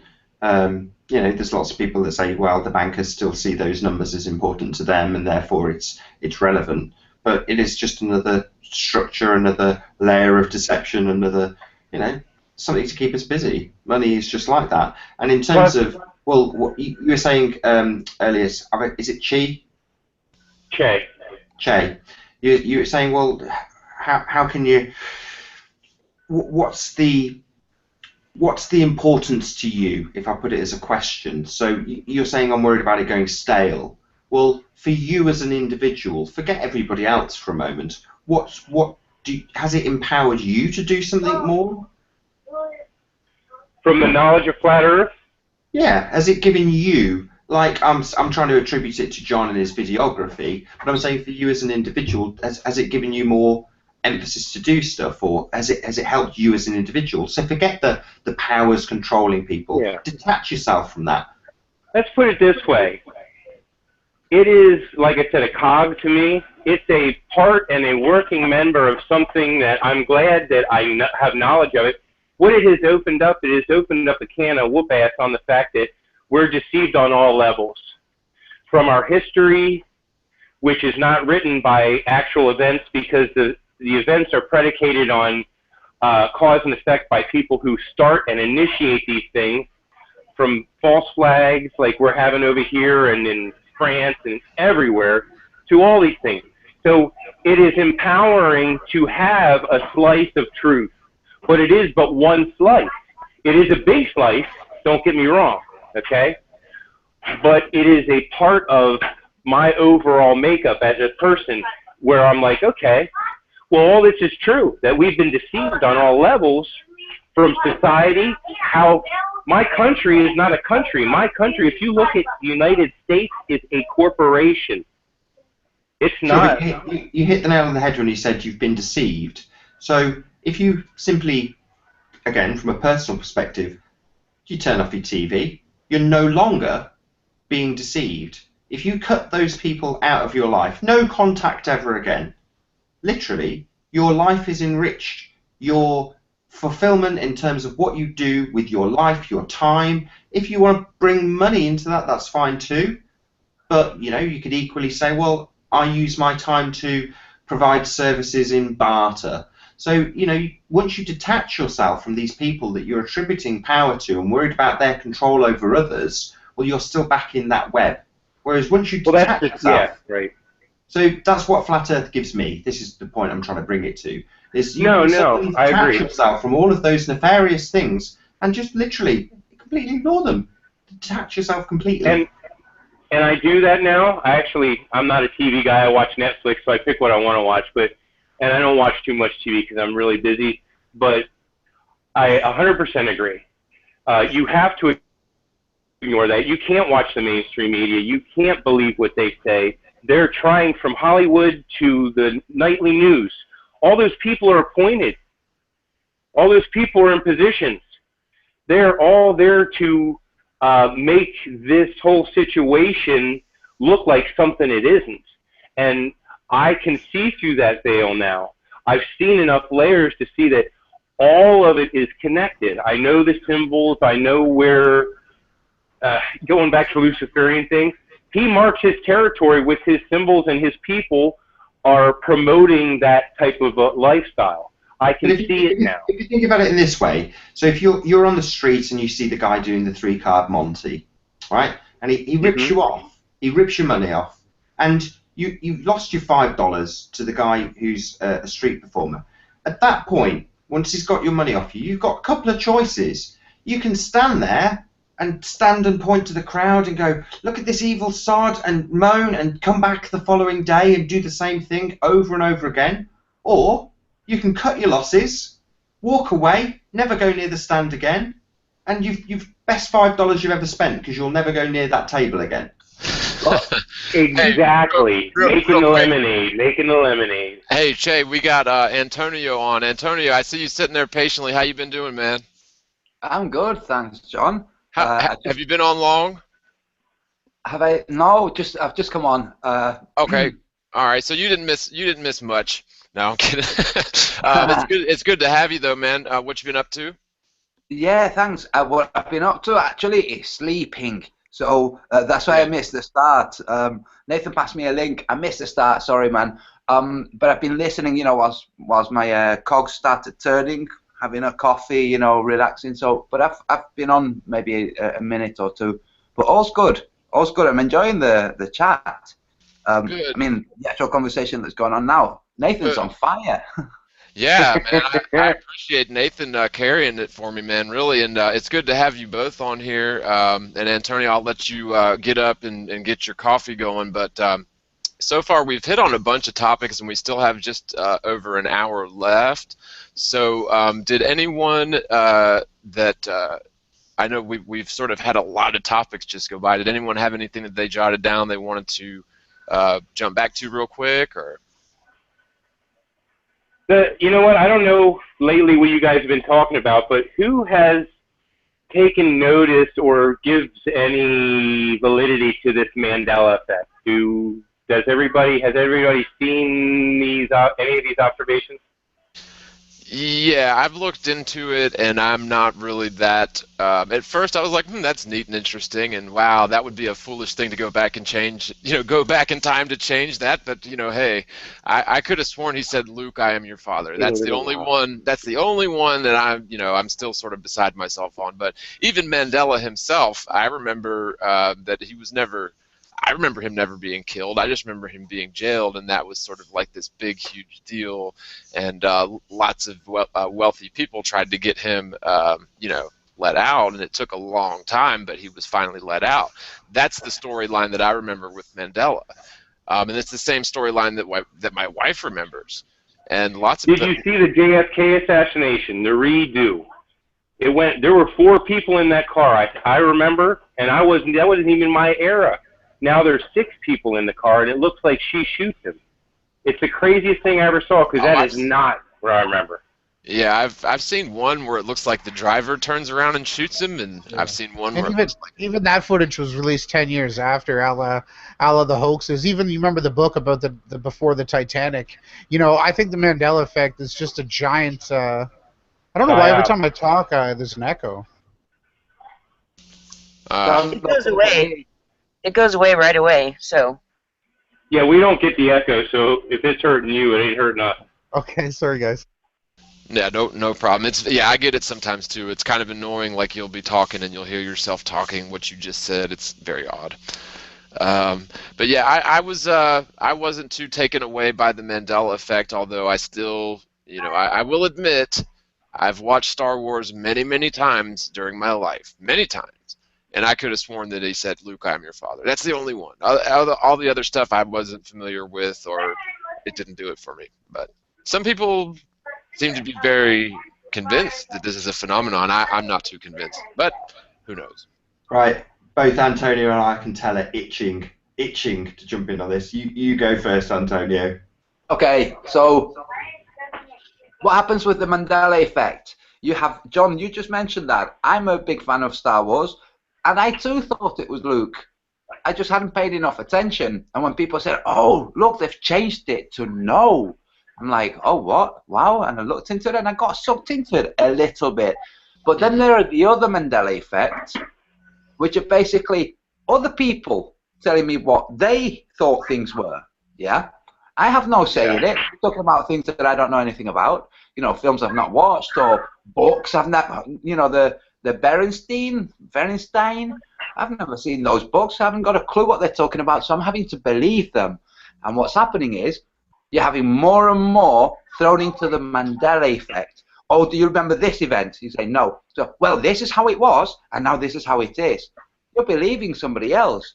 But the big thing is, this is a big, preamble for the simulation hypothesis. The whole Matrix, the whole everything is just a simulation and there are non-player characters, which is a modern retelling or a parallel retelling of Luciferianism, believe it or not. Well, like the Berenstain Bears, I remember reading them as very young, and I don't remember how it was spelled. So you're right. I felt the same thing about that. I was like, it could have been spelled either way, and I wouldn't know the difference. So that that didn't do it for me. There was really only the one, and I looked into this a pretty good deal, and I watched several videos on it, read some articles on it, and it just didn't do it. But you said you had an opinion on it, Nathan? Oh, you're muted. You're muted, man. Yeah, sorry about that. All right. Yeah, definitely. It's just a load of nonsense. I mean, the title itself, calling it Mandela, is designed to stir. It's designed to cause controversy. So just the title itself. I mean, I've not got anything against simulation theory. I even had Antonio and I had Mark Sargent on. We discussed it at length. The positives, the negatives. Ultimately, I don't believe it. I don't believe in simulation theory. And I remember early on looking at Mandela effect, knowing what it was, precisely what it was, and drawing that conclusion, and assuming everybody else knew it was just an expansion on simulation theory. And I'll name and shame Amir, Insanity is Sanity. I pointed this out to him in a comment, and he said to me, nobody is associating Mandela effect with simulation theory. And it's like, no, I appreciate that. That is the problem. nobody's associating it for what it is. It's just another repackaged bullshit theory that was rubbish. You know, it always was rubbish back then, and it still is rubbish now. It's not a great theory, but it's been given this title, this horrible title, Mandela Effect. That particular part of it really gets my back up. Yeah. Sorry, John. What the Mandela effect does to people who are sucked into it is it tells them that the real world can be shifted around retroactively by nefarious forces, perhaps using CERN, perhaps using whatever, you know, incantations. The truth is, here in the UK, we have pub quizzes, okay, where you go with your mates. I don't know if you have it in the US. You go with your friends, and there's a DJ, and he asks questions, and the winners, you know, you make little teams, you get a sheet, and they ask all kinds of questions, okay? This is all of the so-called Mandela effects are questions that would be on a pop quiz, that might be on a pop quiz. Like, in Star Wars, in The Empire Strikes Back, does Darth Vader say, "Luke, I am your father," or "No, I am your father"? That's one of those things, you know. Or what does Darth Vader say to Luke after he's cut his hand off? Yeah. I gotta say though. Sorry. Say again. I gotta say all of the things. Let's put it this way: whether it be true, whether it be a global psyop of some crazy sort or simulation thing, I'm not real familiar with that. I must say that all of the observations I saw were opposite of what I had remembered, but all those things are predicated on my memory. And they're not observations that people had told me about. I was genuinely familiar with all of the observations I was shown, and at least in my personal memory, they were all the opposite. And, so whether it be a psyop phenomena or not, I did see some type of a difference. So when John we go got to the point early just on when John said, if I could go back in time, when he was talking about Star Wars, well, let's just extrapolate that out a little bit. Go back in time. So we've given this idea of timelines that someone could go back in time and have the timeline be altered. Well, where's this notion come from? Well, it's come from all the same bullshit programming that we watch when we're watching Star Wars or Back to the Future or all of the shows I listed. These notions are very familiar to us, almost too familiar. Well, there's a very good reason for that. Well, the esoteric meaning of Mandela would be the Hindu term for circle. The Hindu Buddhist meditations is where they raise their consciousness and they fix themselves to the sacred circle. So geometric designs and stuff like that, the Mandalas, show a triangle with a Hindu inside a circle, which represents the merging of male and female forces. So this is what the elite are using against us, in my opinion. Wow, that was good observation, buddy. Thanks for bringing that up. I just wanted to add that was good stuff. Good stuff. Yeah, I was I don't know. I was sort of taken in by it a little bit, and then I really did go back and think it through and check, you know, was I being misled, you know, the Berenstein thing, and every one of them, you know, it could have gone either way. There was the one, and again, that was the Luke Skywalker thing, right? But you're right. I mean, it could have been something as simple as, like, I don't know, a bar owner that does those, you called them pop quizzes, we call them trivia. We call it trivia here. Yeah. Yeah, so trivia, yeah, we do that here too. That's a lot of fun. Check this. Okay. So find the trivia answer that everyone gets wrong, and then put out a social media misinformation campaign based on researching what people get often wrong. Or it could be somebody out there on the internet, an individual. Okay, because we always forget the power that the individual has. So it could be as simple as one individual starting a meme, okay, and then it just running wildfire. No nefarious organization directing things. It could. I'm not saying it is. I'm saying there is no way that we can know, and we can't know that it's run by the government or some nefarious organization or an individual. But I'm saying that when we're looking at who could be doing this, it could be the individual, and then anybody who pushes it acts as a shill, unknowingly. Because the truth is this: if you were watching Star Wars, okay, on your own. And you're there, and today you're watching it with subtitles, okay? and you're there, and you're just reading along, and you're loving it, and it says, "No, I am your father." You go, "Huh? I thought he said Luke," and Yeah. that's it. That's all Right. that you would have thought. You'd have gone, "Huh." Well, hey, check this out. I saw a picture today. This picture, this has to do with Mandela effect. This picture was a CERN physicist sitting in his office at CERN.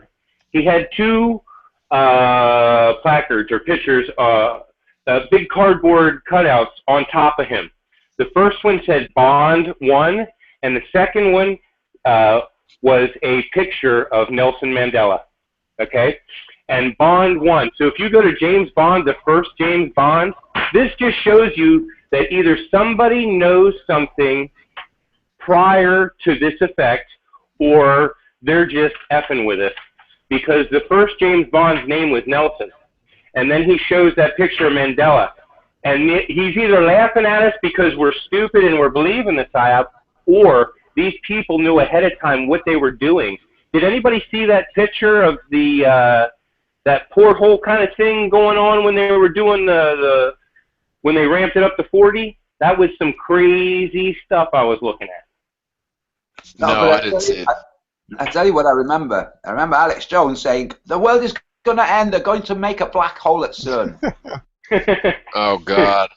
Yeah. Yeah, and you know something that Nathan said in terms of time travel. This is something that I don't know. I thought it was just sort of a nice little treat. Are y'all everyone's familiar with the Back to the Future movies? Yes. Mm-hmm. Yeah. Okay, so theoretically, time travel would be possible only on a stationary plane, because if you were to travel from, you know, whatever year back 25 years, well, if you maintain the same space time, then you're going to be somewhere off in the middle of nowhere. Yes, You're up Red in the middle Dwarf of the does this, galaxy, John. right? Yeah, you'll be John, off. so in Red Dwarf, they got around this. So you can't have just a time traveling device. You also require a faster than light device in order to be able to travel anywhere and any when. So Yeah. Red Dwarf got around that. Oh, okay. Well, and the thing is, if you go back and watch Back to the Future, the original one, they've got some flat Earth hints in there, and you know, the whole idea of going back in time, if such a thing were possible, I think it would only be possible if the Earth was stationary, because you know, if the Earth was zipping through space along with the sun, along with the galaxy, then if you went back 25 years at that place, you know, the galaxy would have theoretically never made it that far yet. So you'd be out in the middle of nowhere. So I guess what the point is Back to the Future, the movie, or time travel in general, would only be possible on a stationary plane. So maybe that sort of thing is now technically possible, or theoretically possible, when before it was an impossibility. Right? The very fact that I believe the doors are opening. I think that. Sorry to interrupt you here. I think the very fact that Go we're ahead. discussing it is part of the predictive programming that they've given us. So in my mind, and this is just my ideas, it's not that I know this, or in my mind, I see the next level of deception being parallel universes. You know, parallel, flat, whatever you want to call it. I'm sure that Flat Earth would sit in there quite nicely, based on what you've told us already. And well, part yeah, of that you can Mandela really. and simulation and all of those things tie into it. Yeah, and I'm Yeah. sorry to interrupt you. What I was going to say, and I'll let you go, Kristen, too, is that, hell, now I don't know what I was going to say. Go ahead, Kristen. Oh, I'm sorry. Yeah. I'll get it back. I was. Oh no, now that's gonna happen to me too. Darn it, it's catching. Okay, so Oh my we went gosh, from yeah. Timeline to Back to the Future, and then Nathan, you mentioned something I was gonna. I lost it. Oh well. Okay. See, I agree with Nathan. I think I'm gonna say it in a different way, but I think they would. I agree with him about the predictive programming along that it's no different than all the other pre-programming about space, all that kind of stuff through science fiction movies and materials, whatever, books, all of that. And I think they would love for us to believe in time travel, and parallel universes are related, obviously, as Nathan just made the point. All of those things tie together. Certainly time travel depends on parallel universes, to be more clear on that point. And interestingly, this does tie into, in a roundabout way, the topic I wanted to talk about tonight, but not directly. Just in steps we could get there. But I definitely want to talk about time travel, so I'm glad it's come up, even Yeah. though not what I was going to start with tonight. I wanted to look at that image, but that may not be appropriate tonight. It Oh depends on no, if it it totally. naturally makes sense. So, No, it's totally appropriate, and if you want, you can screen share. And just one thing I was going to mention, I rudely interrupted Nathan, is that the Vedic cosmology, that the ancient, I guess, Eastern Indian sort of cosmology has different layers of Earths upon Earths, and we're just one of these layers, and there's lots of other worlds. That's beyond our scope of proving. We can't even, we don't even know what's going on in the Antarctic, really. And so, to go beyond that and say, oh, there's probably layers of Earth, like a big layer cake, I think it's premature, and I have to agree. So, just well, wanted to mention that. a couple more things I wanted to mention regarding this, because about the Mandela effect. Looking into it, they're seeming to want us to believe that it's attributed to some sort of time travel, yes, and that it's about parallel universes. And so again, that is where we're hearing it again, and they're starting to normalize it. And even in that video, you may have seen that sort of maybe went viral, I'm not sure, but with the celebrities that ride around in the car with the host where they sing songs, and they're all ready to sing the end of the Queen song, and then it doesn't happen the way they expect. And so the video is used to kind of laugh at the Mandela effect and how, but just, again, sort of normalize it. And the more they normalize things by poking fun at it, the more it sort of, has a better chance to just sink into people's subconscious, but still be there, even though they may not have bought into it. And, over time, that has its effects. Now, why would they want us to believe in time travel? This is the bigger question, in parallel universes. And I believe it's a fairly simple answer. Just like with the heliocentric concept, it is something that makes us feel very out of control. It introduces another element of chaos into our existence, and that's where the idea that somebody could go back in time and change all these things, all these stupid trivial things. It implies that they can change serious things, but the idea is that I think the implications are even more perhaps formidable when you think about the future context of it, where the idea that events can be predetermined and things like this. So it's like, that changes the concept of what is the purpose of life if things are out of our control and or predetermined, and things along these lines. And so all of these things are lending to a sense of powerlessness, I think, that we end up with on an individual level, where more and more we end up just giving our authority away, our power, so to speak, to people who tell us what is reality, which is what they assume that they have license over.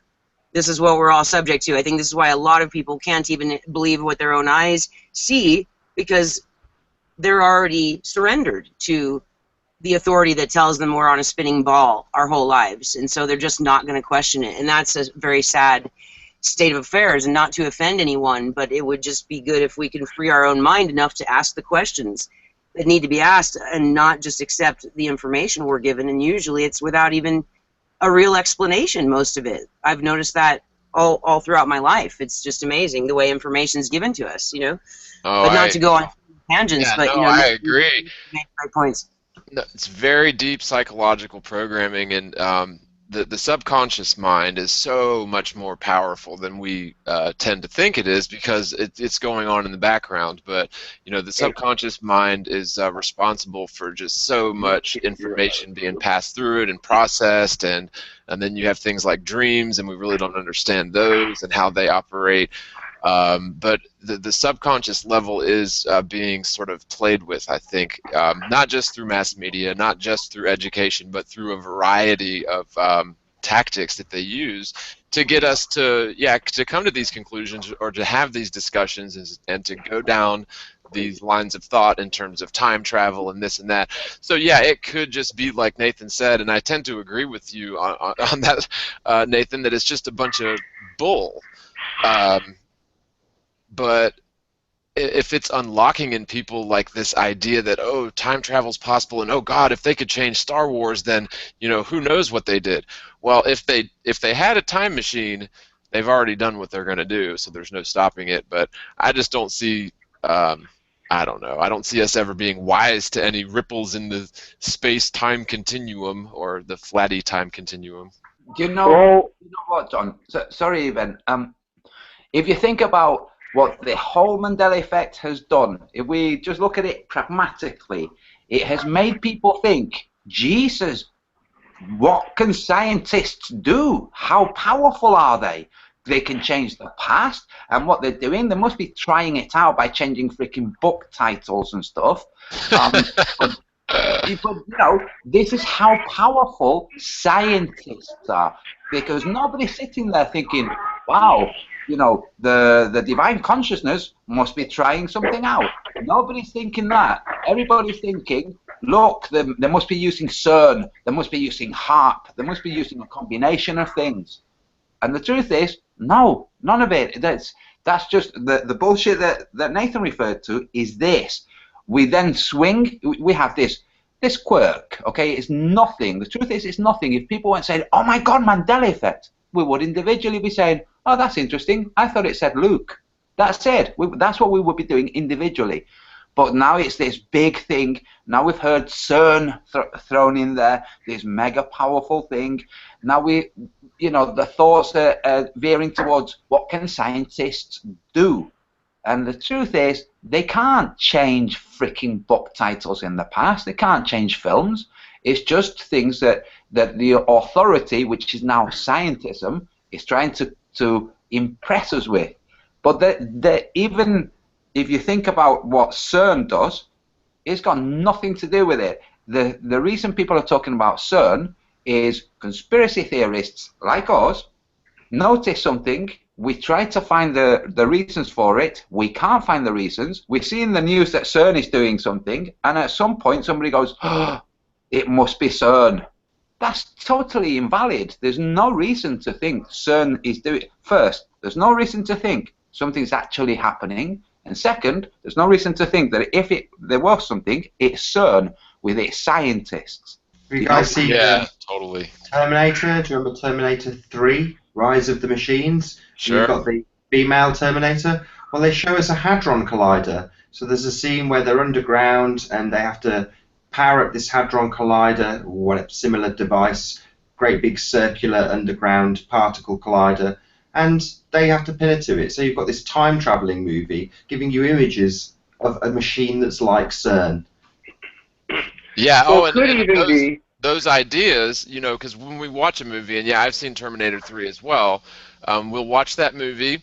We may not even we may see those scenes that you just described and not really pick up on them, and store it in the back of our subconscious somewhere, so that 10, 15, 20 years later, we come up with what is an original thought, or what we perceive to be an original thought, but was actually seeded by that original subliminal message. So that is exactly how that works. And I've even been, very much looking at CERN. I'm convinced that is a fraud, just like NASA. And the reason for that is because I just don't think that the whole atomic system works. The theoretical atomic system is pretty much like little heliocentric models making up every cell of your body. And I think that there is no good evidence for that. I think it's theory, and the numbers work in terms of the the exterior electrons, the valence electrons, match up based on these numbers that they've got all figured up.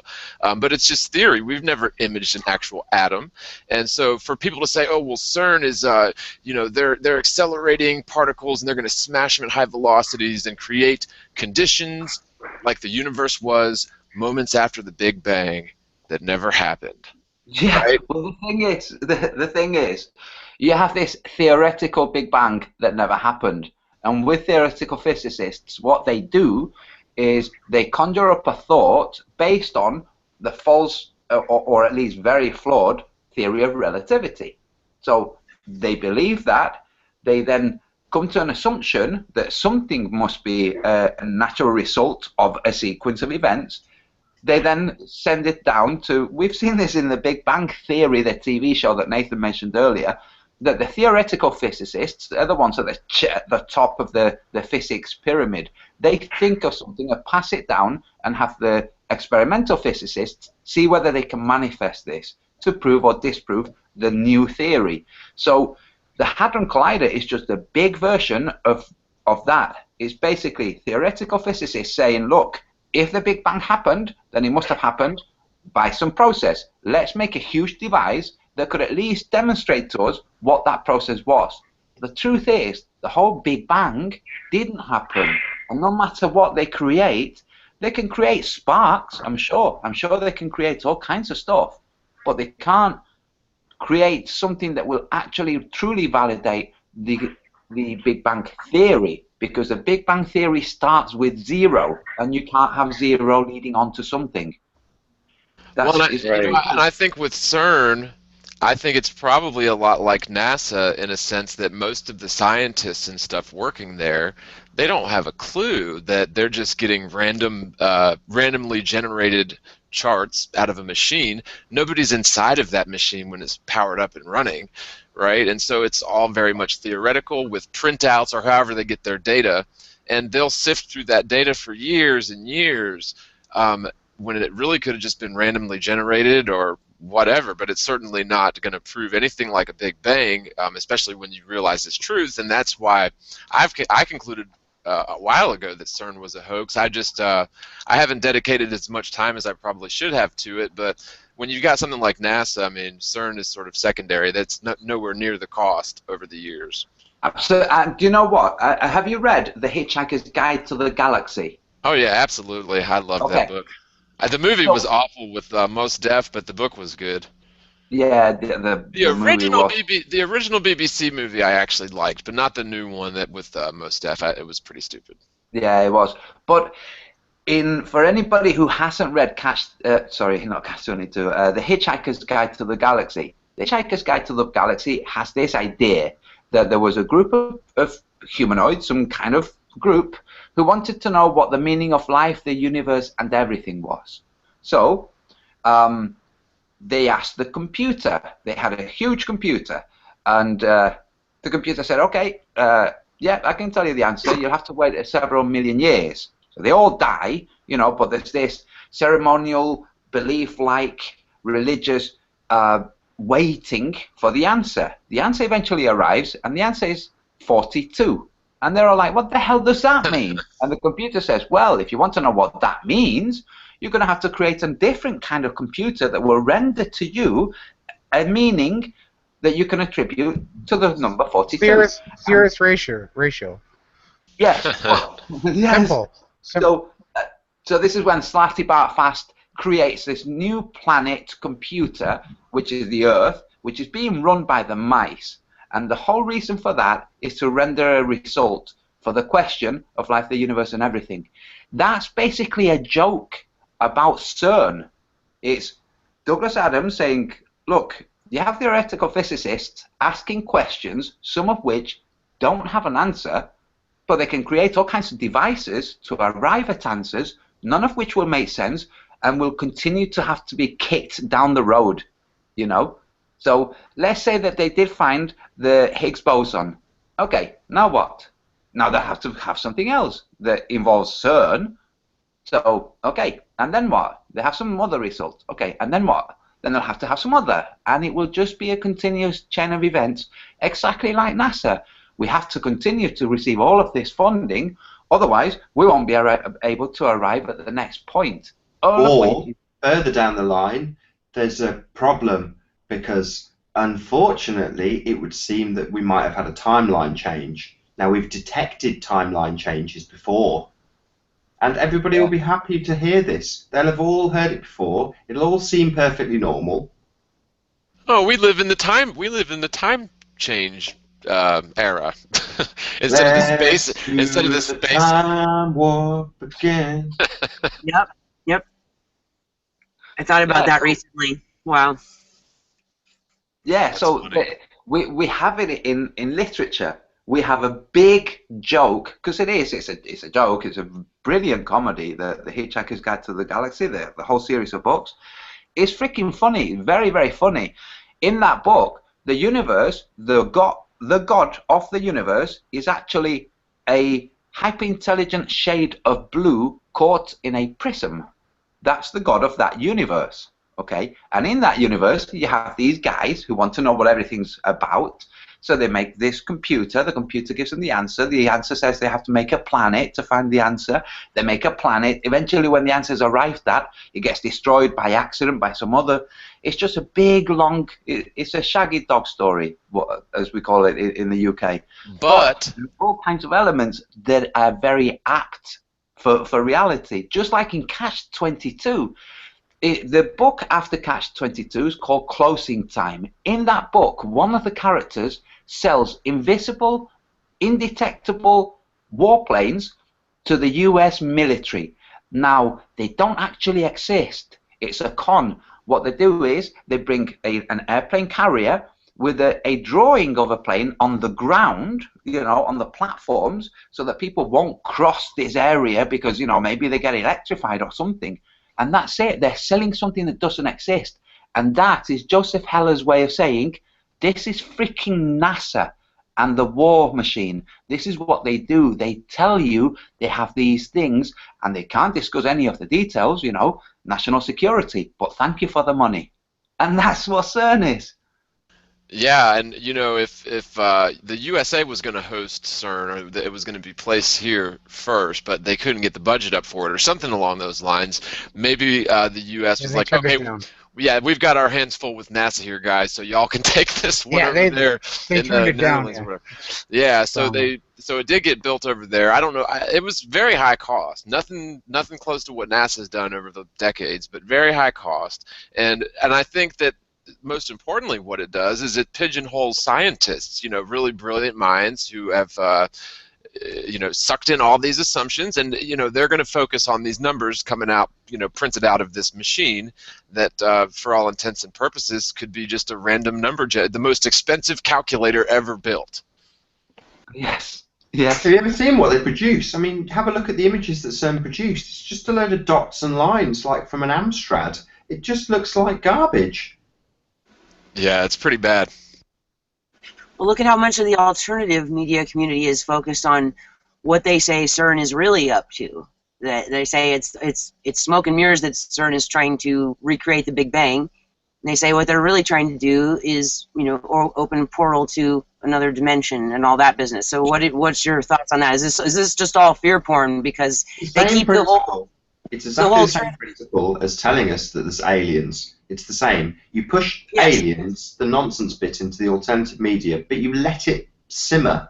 Let it simmer away. Well, you have CERN that's obviously government-controlled and legit, but you let the alternative media talk about stuff that follows along the rhetoric, follows along with the next big lie. So by saying it opens portals, well, that's beautiful. It ties in nicely to what they're going to tell us 10 years down the line, 15 years down the line, whenever they're going to tell us. So long as it's kept in the alternative media, well, aliens, if Flat Earth gets out into the mainstream populace and is commonly understood, well, then aliens, they're probably not quite so good in that model. You know, if for the sake of argument there are aliens that are coming from across the plane, you still need to keep that kind of under wraps. So you need other plans in place. You know, the heliocentric model's got to be kept up and maintained for a reason. There's a deception there. None of us know what that reason is, really. None of us. Well, if there are indeed aliens coming here in flying saucers, which lots of people believe now, and lots of people have claimed to have seen, and it could very well be military propaganda, it could be trickery, or there could be beings visiting us from some other world or some other place that we're not aware of. Yeah, and so if that's the case, if they are actually coming, if that's the truth, then I could see why they'd want to cover that up, because the first question is going to be, well, where'd they come from, right? And they're going to have to come up with some planet or some star system or whatever. But then, okay, well, how did you do it? With what technology? How could you possibly make it this far? And I think that the conversation would just get they want to stop it there, because it would be obvious at some point You know, they got 2 arms, 2 legs, and 2 eyeballs. Obviously, they're not coming from the Crab Nebula, right? Yes. You know what I mean? Yeah. So yeah, I think this whole CERN, the whole CERN thing is, you're right. There's a lot of propaganda going on that they're going to open a portal to another dimension. You know, they're gonna find the God particle or the Higgs boson particle or however you say it. They're going to open the gates of hell, like in Buffy Yeah. the Vampire Slayer. While we're on this subject, I know we're getting to the end of your show, John, but on this subject, so what would you say is more likely? So you go to the next puddle. Let's just pretend for a moment we all believe in infinite plane. So you go to the next puddle. What's more likely, that you find what they describe as being a grey alien, or you find someone that's like the Chinese or the blacks? In other words, just a different type of person. I would say that the latter is far more likely. Yeah, I would agree, and this is based on some historical accounts. I'm sure that y'all have seen the one of the two. They were like Norsemen, father and son, went up to the land beyond the north. And you've got J.E. Barrington, supposedly went beyond the south 90-degree latitude, and each of these stories winds up finding other worlds. With in the North story, in the land beyond the north, they found a land full of giants with the whole 4 islands separated by inflowing streams, and then Barrington in the south found regular people, but they had just developed culturally out of the whole. When people were coming to the Americas and colonizing the Americas, apparently there was offshoots that got led astray and wound up going south all the way through this pass and found another land beyond the south, and they colonized that and did never try to come back. So I don't know, based on these 2 accounts, if we're to trust these authors, who they seemed very believable, I don't know why they'd come back and lie about something like that. Then yeah, it's pretty likely that you could find other worlds with similar people. I don't see why not. Yeah, I agree, especially on the flat plane. If that was the case, what would NASA and what would governments do? They would say, "Oh, unfortunately, yeah, there are beings that are coming here, but it's okay. They're coming from really, really, really far away up. Thanks for your attention." That's it. It's just words. They're definitely not going to say they're coming, and they're coming from 10,000 miles beyond the Punta Arenas, in South America. Just there. That's where they're coming from. But we're not going to go there because there's a treaty, because they don't want us there with our diseases or with our bad behavior. They're not going to say anything like that. They're going to say they come from Alpha Centauri, and they have a lovely benevolent nature to them. Let's hope maybe one day we'll make friends with them if you all behave nicely. And that's it. There's a lot of different storylines you could go along there. They made us. We were engineered by them. There's quite a few different narratives if you want to go with. And it really it all ties back to the pagan or Babylonian traditions, which is, it's Egyptian lore, it's Greek lore, it's Roman lore, it's all those many gods, which were basically, Set, Horus, and Osiris, all them. It was just different names. You had like Zeus and whatever the Roman names are, but it was the same sort of cast of characters, just sort of set a little bit differently for their time. And then you have, has anyone out there seen this relatively new movie called The Gods of Egypt? I saw part of it. It was incredibly CGI'd. It was just so CGI'd. It looked okay at the beginning, and I thought, I haven't got time for this. Really, I watched it for the Flat Earth caption at the start, when you have the main god put in the chariot, which is a huge UFO, dragging the sun around. Yeah, that bit was interesting, but I didn't Did watch NASA produce it? I don't know. They're good at the CGI. Well, not really. Yeah, right. Yeah, I got In that movie, though, it's just another example of this programming that we get, and it was a great movie. I really actually enjoyed it. I'll probably watch it again. That's how much I liked it. I liked it because it's got the actor from what is that series show called? I'll think of it when I'm not thinking of it. On HBO. Oh, Game of Thrones. It's got the dude from Game of Thrones. So I wanted to see it because I like his work, and it was a good movie. But if you step back and look at this sort of cinema that we've all been programmed by our whole lives, and actually don't allow yourself to be brought in by it, don't allow yourself to veg out on it, but actually go through and critically try to process everything that's going on in this timeline, it really seems like they are pulling at different strings psychologically, and so it is sort of scary. I mean, it's like, do I want to watch this movie? It's like, it's not going to hurt you, but who knows? Maybe it will. Well, you're flying in the face of the purpose of the movie. So the whole purpose of the movie is to suspend disbelief. And what you're saying is, well, no, I will look at it critically. Well, the whole point of going in is to sit and veg and suspend disbelief, which is what everybody does. Yeah. The whole black goo thing? Does anybody know about that? Black Same goo. as I would say it's the same as the Mandela effect. Yeah, Yeah, well, no. This is on a lighter point. This is a movie that you'll find kind of funny in regards to the black goo thing. I saw a movie called John Dies in the End. Yeah, I couldn't get to the end of it. I've tried to watch that 2 times and I couldn't get to the end. I had to laugh at some of the things that were in it. I'm a B-rate guy. I find the under CGI and creative kind of thought movies a little more interesting than the ones that have all the explosions. Yeah, that movie was very gory. I thought it was, yeah, John dies at the end. Yeah, I'm pretty sure, weren't they like hacking people up or something? I don't remember. No, nobody died. John didn't die either, so I remember. Oh, well, I probably need to go rewatch that then. No, It's I'm kidding. hilarious. It's actually a comedy, and it introduces the black goo at a weird level. I don't know much about this black goo that they're talking about, but I thought it was like a funny segue. So if any of you guys check that out, I think you'll laugh your butt off. It's pretty funny, actually. Hey guys, if you don't mind me jumping in, I'm looking at chat and there's somebody saying, has Antonio publicly repented for promoting flat earth math? No, and I won't. Well, that guy demonstrated it is bona fide and true. So if you have a problem with flat earth math, then that's okay.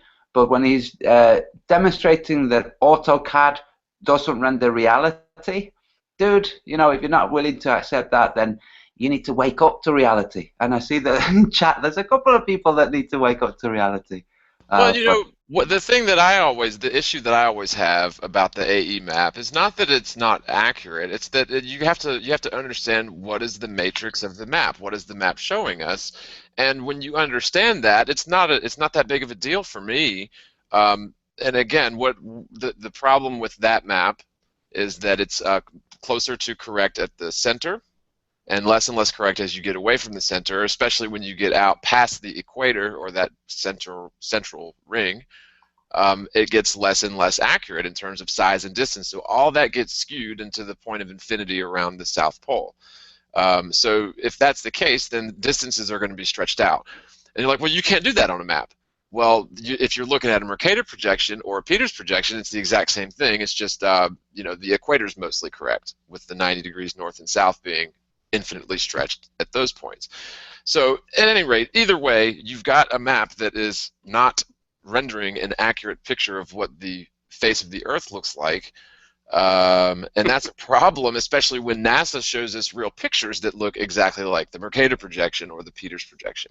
I found that as a big checkmate for NASA, all in one right there, but it's sort of hard to describe. I may have blown through it a little too quick. I think that if we can make the Hadron Collider, we should probably be able to make a map that this is reality. You're totally right. I spent so long looking at maps. Why the hell are there no 2 identical maps made by different people? You would think that there would be at least certain areas of maps that are identical, and there aren't any. Every single 10% map copyright law infringement. Yeah, but really, it's like, come on, they should be. You can say, yeah, Antarctica might have differences because it's ice. Yeah, fair enough. North Pole, same, fair enough. But areas that have, coastlines that are not eroding, Say, what the heck? Why is this? Why are all of them different? If anybody wants to verify this, just look at Russia. Okay, Russia has this area around. You have Norway, Murmansk, and this area that goes all the way to the Bering Straits. Look at that area and just compare them and see how incredibly different they all are. And you think that the Soviets would have mapped it correctly, or somebody, but no, nobody's mapped it. No satellites are mapping the Earth and rendering a correct representation of it. There's something definitely questionable there. I think we'll get to it. I think we will. But the other thing about maps that you'll find when you research them is that their map maker is a very much 50% or maybe 75% or 99% artist first, and actual, detail-oriented cartographer. Sometimes sometimes the accurate cartography takes a back seat to the beautiful maps that they render, right? And they often, you'll look at some map makers taking creative liberties as sort of a signature in their maps. So they'll add an island that doesn't exist to see who copies them. And so it makes you wonder, well, if map makers aren't, like Mercator especially, aren't too worried about the details, and as long as we can get it roughed out okay and make it look real pretty, then people will, and as long as it works out for navigation, which is all based on magnetic polar north and south, that's it, then it's really a moot point. But maybe I've gotten off course here. Does that make sense? Well, it does. And also, where are they getting all the information for the making of the maps? Because the artists that you're talking about that are rendering these maps, they're not researching the actual information. They're getting their basic information from old maps. Exactly. Yeah. Yep. So, Yeah, we have surveyors. You get them sometimes in the street, by the roads. You have surveyors who are just measuring stuff. They're not measuring it because they're going to change the road layout or they're going to bring a big building. They're just measuring stuff. You see them all the time, measuring freaking pavements. Nothing's going to change. They're not going to alter anything, and they don't alter anything when you look, in hindsight. It could be that they're just like, dude, we've got this much money to spend, let's just put some surveyors out. I don't know. But you think that with the surveyors and the tools they have, what they would do is render the coastlines. That would be really easy to do in terms of actually doing it correctly. So why the hell do we not have any rendered coastlines? Say again? If they wanted to actually give us the true information, you would think they would do that. But see, that would take a concerted effort because it's a large-scale scenario. So you're talking one company couldn't just, you'd have to have a nation or a government behind you to actually chart the globe, rightfully speaking, in a way that if you were going to honestly do it and render it correctly, it would be a massive, that would be a rather large endeavor, but not impossible. But it would take a serious fortune to do so also. Well, the other issue too is not so much, okay, well, which old maps are we going to start with, but which matrix do we start with? And again, it's the matrix of the map that's going to define where your points of reference are, or where the points of reference happen to be in your matrix. So if you take an AE matrix and you measure all this out, it's going to render differently than if you do the same measurements on a sphere. And so we may not have the matrix of the map right. Really, and I think that that may be something that we should look at. But is it necessary? That's a stumbling stone, though, too. Yeah, it's not necessary, I don't think. I think it's beyond the scope of what I would want to do. Well, I would like to know the reality of certain things, the size and relation. It would be nice. Let's just put it this way. Obviously, they have a standard size for it at this point. But whether that be right or not, and whether it be applied, like you said, to the right matrix, which it's not because it's to the sphere Earth, so it's already screwed up. Well, and there's even, what I'm saying is there's even different matrices that you could, or matrices that you could use for flat Earth. And I just don't think that we have all of the, I just don't think we have all of the data right to get it right. I just don't. Mercator certainly didn't, so I think he just did his best guessing and make it look pretty. So maybe that's the true art of making maps. You know, they have to work and they have to look pretty, right? Well, the thing is, like the map is not the terrain, like JLB said yesterday, which is true. You know, the map is not the terrain, and they have to work. Yeah, the truth is, the way they work, you know, if you're sailing, the way it works is when you arrive at land, you arrive. Okay, the map might say you've got another 10 miles. Doesn't matter, you've arrived. The same with flight. So when you have the map, it has to look like it works. You know, as long as it looks like it works, then it's okay. At least give you your general bearing, right? That's it. Just generally, this is the direction, and at a point you arrive. You know, same with pilots. You know, they don't fly blind. They've got, you know, beacon towers. They've got various different things, and you know, I'm sure there've been pilots out there who've been thinking, right, in the next 20 minutes I'll be arriving at San Diego. It's like, oh gee, there's San Diego now. Oh, that's interesting.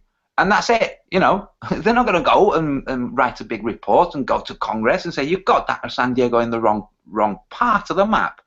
That's, you know, as long as the maps look like they represent the real world, they'll do. The freaking globe with the extra small Eurasia continent, that, you know, when you look at it, you think, this is freaking farcical. Like, really genuinely farcical. Oh, well, yeah. they can't screw up the road maps because they're actually measurable. So they have to be more accurate, obviously. But yeah, topographical or global maps, they just have to be general in observation because it's not necessary for you to have the exact degree at that point unless you're actually calculating like a pilot would his trajectory. Yeah. In fact, I'm sure all of us at some point have drawn somebody a map, a route, you know, from one place to another place. You go into a party, one of the drivers doesn't know, and you draw them a really crude map. I mean, I'm talking before like Google Maps and, you know, mobile phones and all of that. And you draw a really crude thing. You say you go straight until this point, then you bear right, and then it's the crudest thing, but it works, and it's nothing like the actual distances that are going to be traveled. You know? Well, right, and I mean, how easy did Mercator have it? All he had to do was get the American continent somewhere west of the, you know, of France. Yes. So, and then the other thing too is east to west on like an AE sort of projection would necessarily be curved.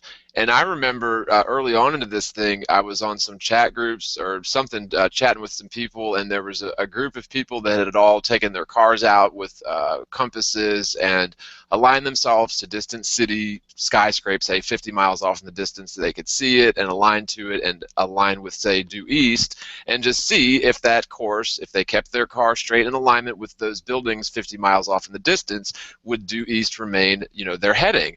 And from what I gathered from real people that tried this is no, they had to keep course correcting to the right, just as they would on an AE sort of matrix. And so if east to west is actually a curved path, strictly right angles to north and south, which is always, you know, straight lines emanating from the center, you know, in the AE flat Earth model, or emanating from the top of the globe in the globe Earth model. The thing is, in the globe Earth model, they would have to be straight lines going from pole to pole and straight lines going from east to west, not curved at all. And I urge people to go out there and do experimentation. I personally don't have a good area where I can drive unimpeded for long distances with such a cityscape, but I know plenty of Australian people out there that could do something like that pretty easily. Yeah. Whereas they've got you know, vast areas that they can just drive around on, right? Maybe I could go to the desert and do it. And the thing is, so, you know, you're going to cover a stretch of 200 miles on a road. You're not going to set your distance thing and travel and then get to your destination and go, hey, it was 115. They've got that wrong. No, nobody's going to do that, you know. Whatever mileage, you're going to arrive when you arrive. And when we look at maps, when we flat earthers get told that we don't have a correct map, we shouldn't be defensive. We should immediately turn and say, hey, you're the ones with all the freaking satellites. Demonstrate to me a single correct map of the Earth. Show me a globe that has everything where it is. Show And me then the just picture of the Earth, please. Well, and they'll say, well, if the map works, then it's correct. yeah, well then we can show them the Gleasons and say, well, there you go. Well, Same thing. my rebuttal to that then is the maps worked for Christopher Columbus before his maiden voyage Yes. in the known world, but How did it work his for him? maps, He was looking for the Indies. right? Yes. Well, It he was didn't work looking. too good for him. Yeah, it didn't work too good for him.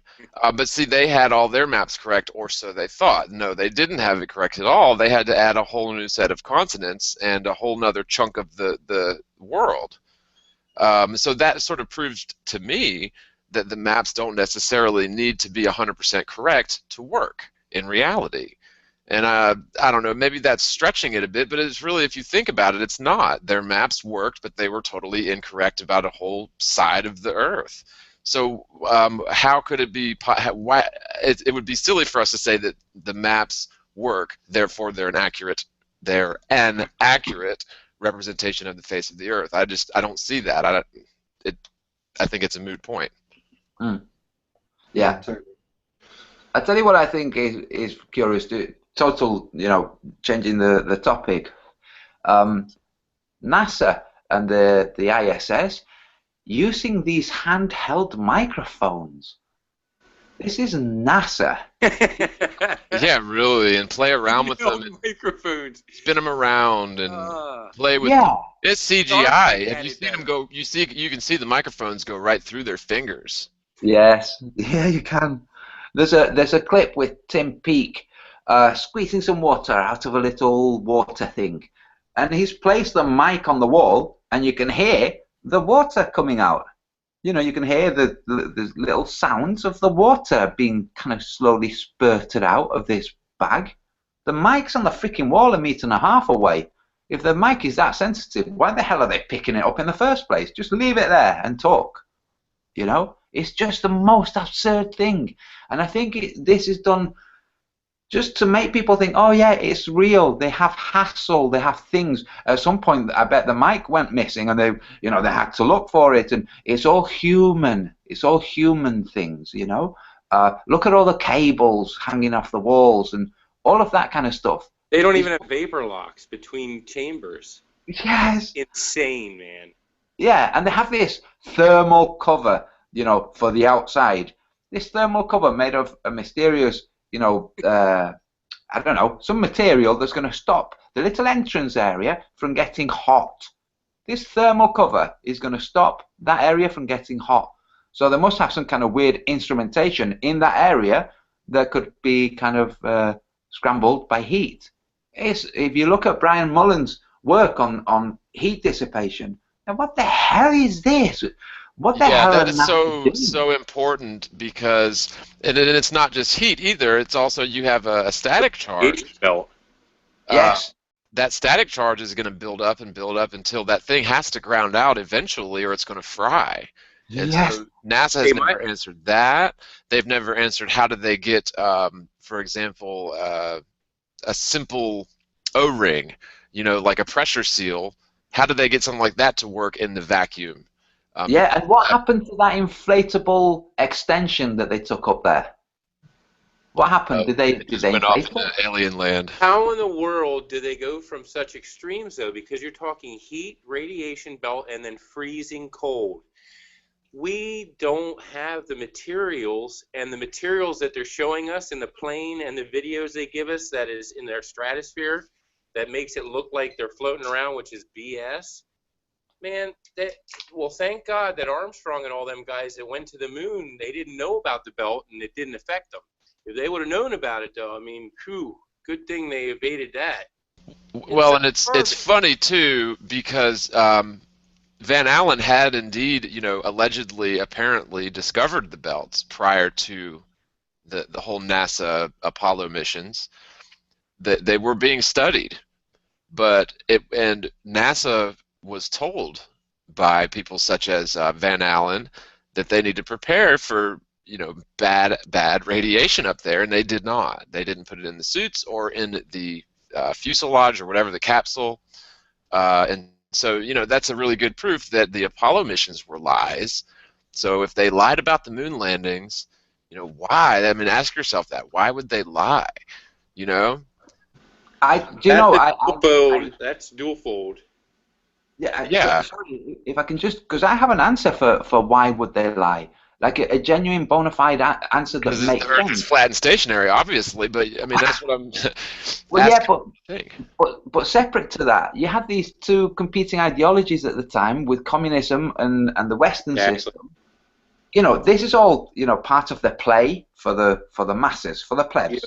These. Oh, you've got the bad Russians and you've got the good Americans, and the Russians have made it into space with their cosmonauts, and the Americans are looking at this thinking this is stop-start animation. This isn't real, but it's been shown to the world somehow because they didn't have control of everybody's television.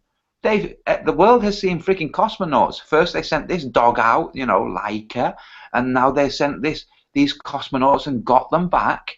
If they're hoaxing it, we're going to hoax it better. And that's been it. working with the Russians. We are already in a new world order. We work with everybody who's willing to cheat and to steal and to rob at the highest level. That whole thing was like a psyop because you have a race between the Russians, the race between the Americans. Then you also have the dynamic of, well, we can fleece the American public by billing them through NASA for billions and billions of dollars for decades and decades. Yeah, and not only that, if you think of the fear porn that was conducted back then, you had drills in schools where everybody would have to get under the desk. This is how you're conditioning children. The bad guys might kill you any minute, so we're going to practice what you'll do just before you die. Right. It's not going to save you at all. It's not going to help you at all, but do this every day so that you can be scared out of your mind forever until you die. What's really interesting about those tactics is that if you get under that table, the desk, you die. You have to be in a triangular safety zone. You have to be where the ceiling falls to a triangle, and they know this shit. It's like preparing us for mass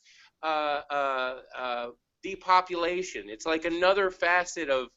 I guess we should ask really quick, like, where are the panel members on nukes? Because I've concluded that nukes are a hoax. Are you guys pretty much there as well, or? I don't know. This is what I say. I genuinely don't know. I think that 9/11 was brought down by nukes under the buildings. This is what I think. But maybe it's not nukes. Maybe it's a natural effect of just shitloads of TNT. No natural effect. I would have to agree. It was definitely an explosive factor of some sort because steel doesn't melt like that well, they already did the fuel test. Yeah. The structural engineering has already been debunked a zillion times to left field. It doesn't matter. I mean, that's a water under the bridge, unfortunately. Yeah. Hey, John, we have in the chat Jebby Jedi. Okay. I don't know if you've chatted with him It before. Rings a bell. Yeah, it rings a bell. Should I send him an invite? He's a cool guy. What he does is he's sitting in forums, basically just manning the flat Earth responses to all the attacks that flat Earthers get. Go ahead and send him a link. We got some time left, and I know for some of you guys it's super early over there, so I appreciate you sticking in. We're slated to go off in 10 minutes, but we can stick around for another 20 or 25 if you want to get him on here. Sure, yeah. I'm actually gonna die. My phone and everything's cutting out on me. I'm having a great time. I look forward to you guys are getting together Saturday. Yep, that'd be Saturday at 3 p.m. Eastern. So I'll send you another invite, Shay. It was great to have you, man. Thanks so much for joining us, and we'll talk to you either later this week or next week. And so, what do you think, Nathan? Nukes, hoax? All right, guys. Have a great one. It was nice talking and meeting you guys. Thank you. You too, man. Take care. You too. And Kristen, I'd like to hear what you think, Kristen, on the whole nukes. I think it's bull. Nathan, are you gonna go? Yeah, there's fake footage of nuke. That's for certain. I mean, I've seen enough I think it was Leonard the Jesuit Order that did this. That certainly the stuff that I saw, and yeah, there's the representation of nukes has been bogus in the past. Does that mean that nukes don't exist, or that there is a device that can create a very powerful explosion? Well, I'd say that I think there is devices that can create very big explosions. Whether or not what they sell us that to be, i.e. nuclear, I don't know. Yeah, and so I don't know, and Kristen, you can chime in too, but from what I've seen and in my research, and I pretty much didn't have to go through this long, there was some fabrication going on, even in terms of like the whole nuclear bomb. The idea of it was very much theoretical and unachievable, like theoretically unachievable, according to the guys that were set out to build this bomb. And so what did they do? They just spent a ton of money to create these facilities where people would sit around and, quote, cut the holes in the donuts, which is basically like sitting around with their thumb up their butt all day doing nothing, but getting paid, U.S. tax dollar funded paychecks to sit around doing nothing and act and look very scientific about it. But at the end of the day, the nuclear bombs that you might have seen on TV, the old test that they did, that could have just been TNT, and there are some accounts that actually was just TNT. And then you see a lot of what they claim to be nuclear bomb tests appear to be done on a model. So there's some subterfuge going on here. And when you realize that the only two places that have ever supposedly been nuked are thriving metropolises, not even, 50 years later, with no residual, nuclear radiation or fallout or anything like that, like they told us there would be for 1,000 years or 100 years. A couple decades later, it's fine, everybody's happy. And by the way, those two cities looked pretty much just like all the other cities that were firebombed for weeks and weeks and weeks by the Allies. So, Yes. Yeah. My grandfather was in the Spanish Civil War, and he used to mention this thing. It was like a conventional war, so bombs being dropped and bullets being fired, rather than all the kind of technical stuff that happens now. He used to talk about this expansive wave. Okay, now we're talking conventional explosives. We're not talking nuclear explosives. Small bombs. I held one in my hand because one landed 2 feet away from him in the mud, and it was either a dud or the fuse. Anyway, he defused it. But what he was saying was that the majority of the people were killed by the expansive wave, not the shrapnel. He said, and so I'm a kid and I'm saying, what is this expansive wave? And he would just explain it. It's just a wave like wind that pulls you apart inside. Okay, so this expansive wave, this is part of this is the most destructive part of a so-called nuclear device, is this expansive wave. And I'm thinking, well, if that happens with conventional explosives, then you don't need a nuclear device. All you need is conventional explosives, and you'll have this expansive wave that does all this, destruction. Right, and the whole thing relies on the theory of the whole atom being correct, and I don't think, I've never seen conclusive evidence to prove that we've got the model of the atom correct. And who was involved in creating the atomic bomb? Well, I know Einstein's, E equals mc squared equation is often attributed to that, sort of as a seed of thought for that project. Then, of course, yeah, you had Einstein, then you had that one guy who likened himself to the Hindu god of death. Von Braun? No, it wasn't Von Braun. It was, I forget his name. It's sort of a longer name, but he was the one that was credited for. Yeah, and really, he was an actor. I watched a documentary on this, another one, recently, and I was like, wow, I didn't know that either. But the guy had, he was like the head of the whole nuclear bomb program. He's accredited with coming up with the technology, essentially, more or less. And, yeah, he seems to be like one of these typical, people. Charlotte. That's well, yeah. He's been co-opted. You know, he's an actor. Yeah. He's got these preconceived, or you know, he's been profiled to fit this position, and they know that he'll lie. He doesn't have any problems lying as long as he gets the attention, he gets the money, the goodies and everything. So. I can't think of his name. Hey, what was the guy's name that did the atomic? He was the atomic bomb guy, and he likened himself to the Hindu god of death. What was his name? Do you remember? Shiva. Starts with a P. Starts with a P. Jack Oh. Parsons. No, it's not him either. Anyway, We have Jibby Jedi as Obi-Wan.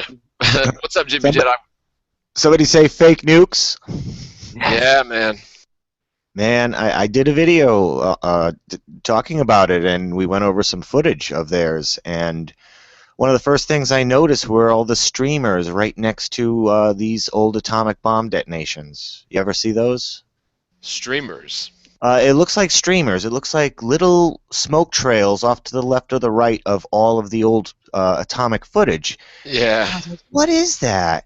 And then I started thinking, the theory being stacked dynamite that's detonated, maybe that is the long fuse that goes all the way back to where they are, and at different points where they splice the fuse together, kind of flares up and creates smoke. So by the time the dynamite explodes, you'll see off to the side other little smoke trails. That's my theory.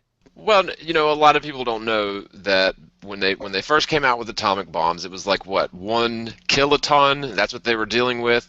So it would have been 1 kiloton is the equivalent to 1,000 tons of dynamite.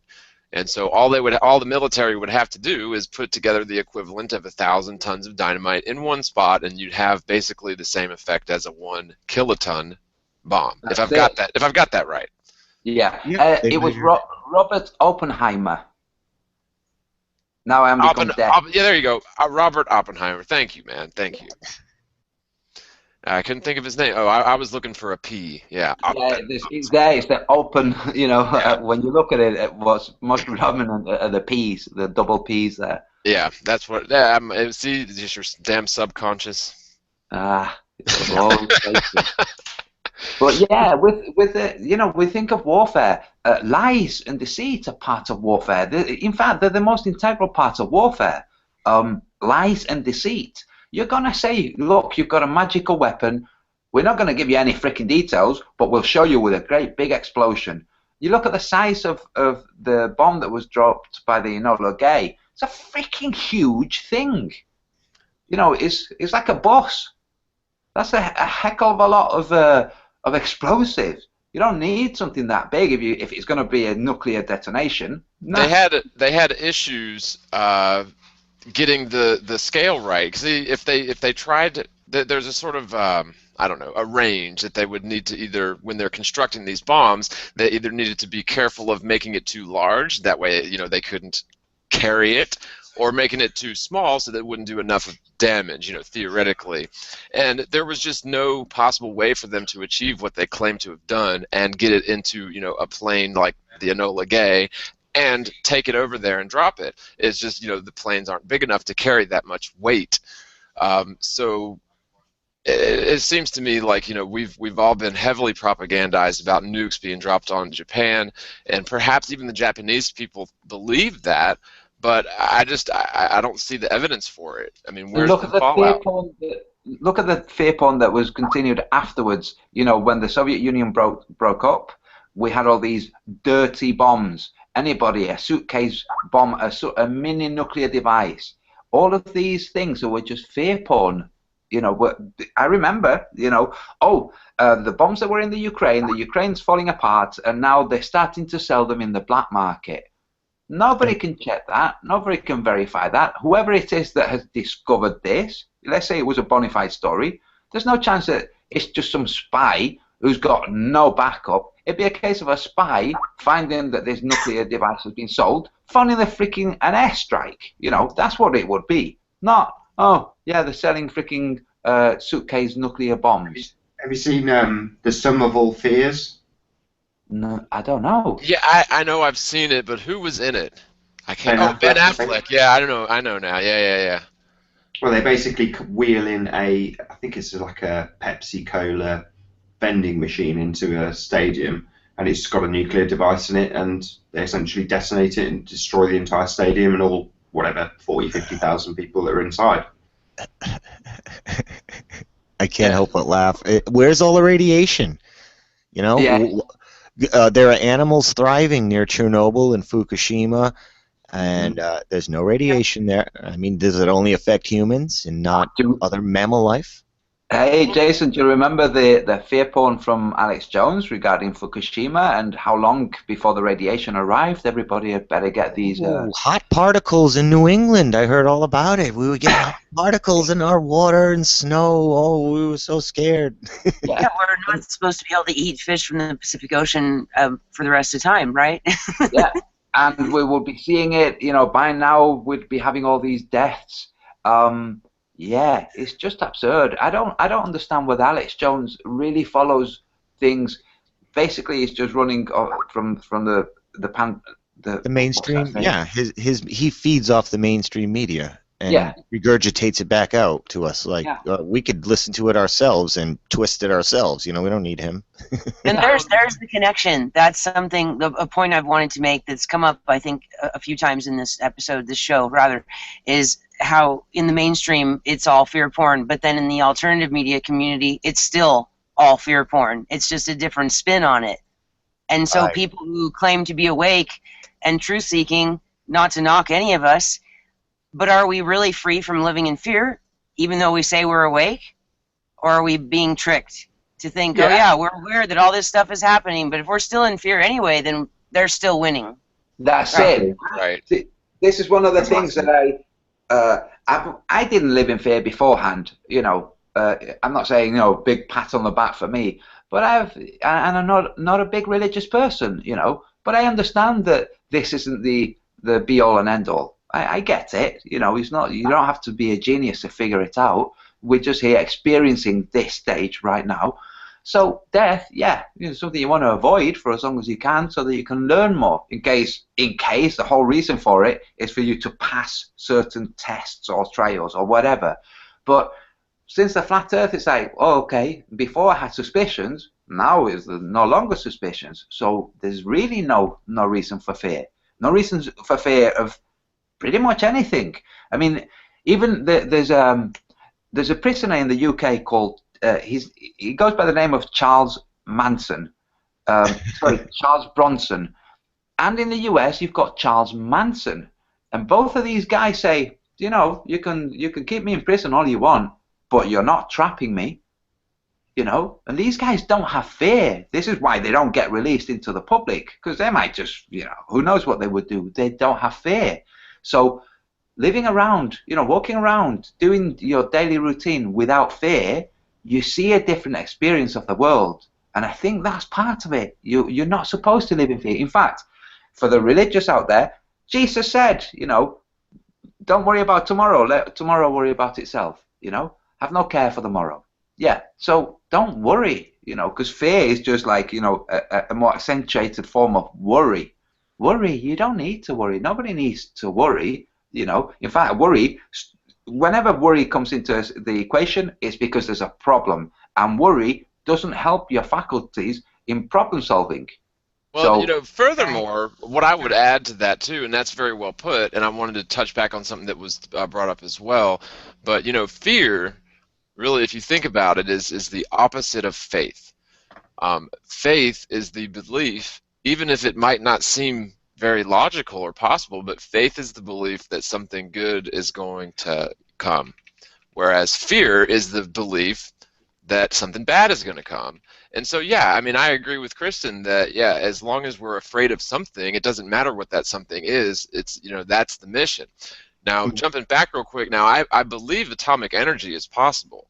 I don't debate that. So atomic energy is, you know, that's the most expensive, least efficient way to boil water, essentially. It's just encasing, you know, enriched uranium in some sort of metallic encasement that causes heat, you know, from the radioactive isotopes reacting with the metal or whatever, causes heat, you boil water, and you can run a turbine.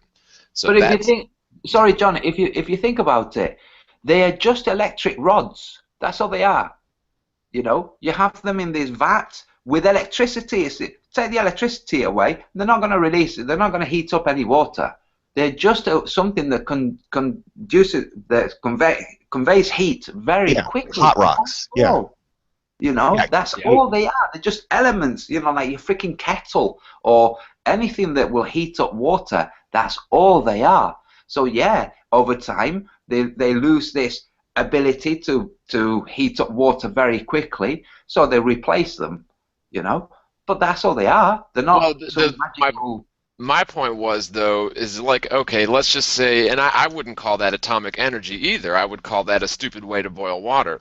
Yes. But if they can convince people that it's the same technology going in by naming it the same thing, which is two totally different things. An atomic bomb is not the same process as, you know, what's going on in an atomic reactor.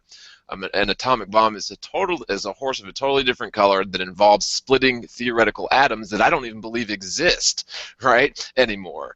And so that's my position on it until I see good evidence of the theoretical atom.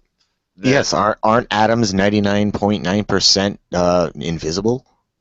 Space. Yeah. Empty space. 99% space, apparently. Yeah. So they're splitting that little bit left, and that does all that damage. I don't know, you know.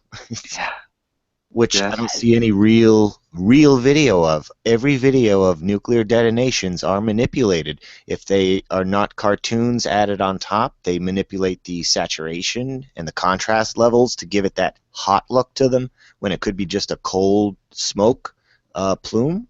Like, go back and watch them. You can see that they are all manipulated. I don't even think I've ever seen a real detonation. They're all cartoons. And like anything, you know, it doesn't have to be real as long as they can just get us to believe it. Right. It's real from the eyes in your head. It sees it real. And since you went back to the nuclear conversation, I just was going to comment earlier. I do think whether they're real or not isn't even the point, because they've gotten most people to believe in them, and we can't vouch for them either way, but they've been fear-porning us with them, whether they're real or not, all along. And that was, getting back to Antonio's point, that was the premise of, you know, why it was so important that we got to the moon with an actual manned mission, because it was about showing military might over the Russians, and they had the whole panic in it, or pardon me, the whole public in a panic over it. And not just, I mean, when your children have to get under the desks at school, that affects the parents even more than hearing it on the news, that this is a constant threat. And of course they had the hero President Kennedy promising that we were going to get there in time, right? And so, you know, even in retrospect, a lot of people, when they hear that maybe we didn't go in '69, well, that's okay, because they got there in the future missions is one cover story that circulates. That's really important, because regardless of, let's move off the moon and go to 9/11 and say that event happened, and let's say everybody disbelieved it. Well, that's irrelevant, because further down the line you can just change what the event meant, how it happened. You can do the whole 1984 thing, and this brings us full circle to Mandela. If you can change the books, if you can change the maps, if you can change the literature online, as we can in current day, then you've got control of everything we understand and know.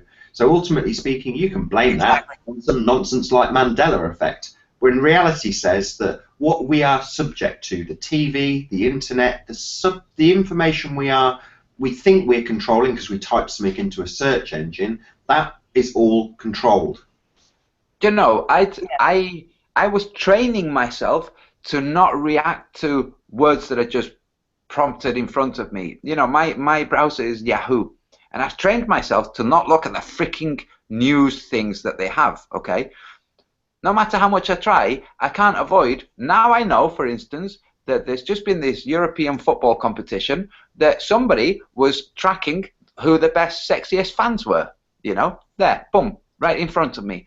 The thing is, even if you want to avoid, even if you are determined to avoid things, what happens is those around you are affected. Then if you think that your job is to try to make those around you not worry, then they're affecting you by proxy. because those people are really afraid of dying by, the Zika virus or Ebola or whatever. And you're thinking, dude, it's a freaking joke. But it takes your time. I'm starting to think, maybe a position that I might start taking is a bit of like a hermit living in a society. I'll just watch and just not react and just laugh from time to time, especially when a globe is shown. Because the hooks that they send out there to engage your consciousness, they just send them everywhere. And like Nathan said, back to the Mandela effect. None of us thought, hey, I'm going to look to see whether there's something weird going on with time and distortions of the past. What happened was, bump, it was there, gripped our consciousness, And these are all basically what the whole NASA Soviet era thing was. It was that, very prevalent. There's a space war going on. They're trying to get to the moon. And what they've done is they've just slipped into your unconscious the idea that there's distance between us and the moon. They've confirmed it. Because look at this vehicle flying there. It's all very, very cunning, in the same way that they cunningly made me know that there were people registering who were the sexiest fans watching this football. You don't get the choice. It's like, what the hell is this? So what Nathan's saying about switching off television and not engaging with the media, I think it's spot on. But, I mean, it's going to be very difficult to do, because at some point you're going to be somewhere where there's a television, and then you say, damn it, I've just learned about some paedophiles somewhere in the world, And I don't know. I think just being a conscious human being, realizing that these things are done there to distract, to capture your conscience. That's what it's there for, is to capture your consciousness, to engage it, to distract it. And we're just people that know the magician's tricks, too. It's not like we're geniuses, but a lot of people, they'll say, like, wow, you're so smart. I say, no, I'm not smart. If we go to a magic show and the magician's going to do 10 tricks, and I tell you how each trick is done, that's not intelligence. That's not genius. That's just being aware. And it's just having an awareness of what they're doing and trying to bring that to the consciousness of others. So they're looking for it, because most people are not looking for the fakeries in the television, the CGI. They're just very passively accepting it in their alpha wave state in front of the TV, And it requires curiosity too. And the thing they're also doing with all of this is stealing our energy. Let's face it. Yes. So, yes. Doom porn, paranoia, competition, distractions. It's just gobbling us up while they're propping themselves above while we build the infrastructure for them. Well, the idea that we're being farmed, and our energy is being harvested, and that in the way that they're feeding on that, as much as they might eventually feed on us in other ways. I don't know. But you know how there's the Freeman movement. These people say, look, everything breaks down into corporations, and they've declared that all human beings, all persons are corporations, and all of that. It's just a big distraction. Somebody made a comment saying that it pays to keep an eye on your enemy. It's like, well, what if you don't have any enemies? You see people dancing around with guns and stuff. Don't worry about it. If they're shooting at you, then take evasive action. But when you look at the mechanisms that are engaged with to basically grip us, we're being called a resource. People buy and sell us. Banks trade on our births. All of these things, it's like, who gives a shit? These people are saying, I own this thing. And I'm going to tell you that I own this thing. And you're going to be annoyed that I said that I own this thing. What's actually happened is the person is delusional, thinking that he owns this thing. And if you believe this, they've become your enemy. And now you think, well, I don't want you to own that thing. Dude, it's a distraction. Don't worry about it. What the reality is, you're a human being on this realm doing things. That's it. You're here doing things. There's all kinds of distractions, like Bill Hicks said. It's like an amusement ride. There's all kinds of distractions. There are people who dedicate themselves to really, really cool, nice things. There are a series of videos that I watch from time to time when I want cheering up, called People Are Awesome. I don't know if any of you have seen any of these. Yeah, I've seen those. Yeah. They are freaking awesome, especially the Russian ones. The Russian ones are all about people getting out of their vehicles and helping old ladies cross the street and all kinds of stuff that it just they fill you with warmth, you know. Now this means there's somebody out there who sits looking for this kind of footage and compiling videos, 15 half an hour long videos. That is a pursuit worth doing. But sitting there looking at what conspiracies are going to kill you, dude, you know, out of the two, I'd rather look at footage of people helping old ladies cross the street.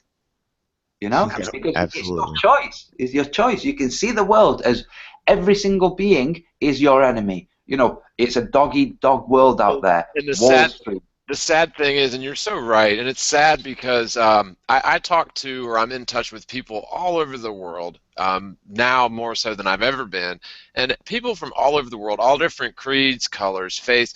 They're just normal people that want to get on about their day, you know, get their paycheck and go home, just like everyone else does.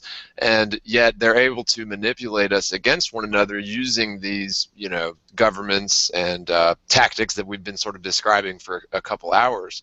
And I think that's a real shame because, especially when you get to the level of indoctrination involved with the military, especially the U.S. military, you know, it basically just rips the soul out of, you know, young boys mostly, now girls too, can be in the front lines fighting in the U.S. Army. But who are we fighting? We're fighting regular people who have been, you know, tricked into thinking that we're their enemy when we're not. We're not enemies with any of these people. It's our governments that are manipulating us, and I think that's a shame. I mean, what do y'all think? Yes, I totally agree. You couldn't have said it better. Yeah, they're all working together. They're like somebody said, we are in a new world order right now. They're all working. If they're keeping the same secrets from their people and they're using the same tactics, like rule by fear, and yeah, I'd say that that's pretty much a group effort right there. Yeah, and in fact, I'd say that that's part of the reason that there's so much dislike of the flat Earth, that people eventually arrive at the conclusion that there's no need to worry. You know, very similar to the pothead attitude to life. You know, don't worry. So they don't. The powers that be don't want a populace that isn't worried. They do not want that. You know, they want the opposite. They want people to be worried. That's why they give us the news. That's why they keep giving us updates on stuff that there's nothing you can do about, so that you'll worry in case it happens to you. And it's like, dude, the onslaught is continuous. And I've used to use the word onslaught, which is a war term, but if you don't see it as an onslaught, if you see it as just, you know, people who are caught in situations where they think they have to push an agenda for whatever reasons, you know, it might be to pay for their yacht, it could be to whatever, it doesn't matter. The only thing that you have control of is your life and how you direct it and how you direct your attention, because there are all kinds of things out there vying for your attention. So you'll buy the next phone or whatever, but they're vying for your attention. There are religions poaching people from other religions, you know, converting people. It's like a game of calling for your attention. And I suspect that there's something quiet, peaceful, calm, not calling for your attention, waiting for you to notice it. And then when you notice it, then you get a sense of peace. Yep, Peace. that's it.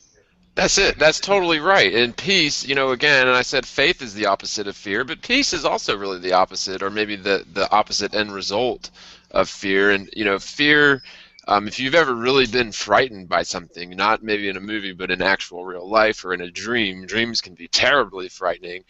Fear is not a fun place to be in.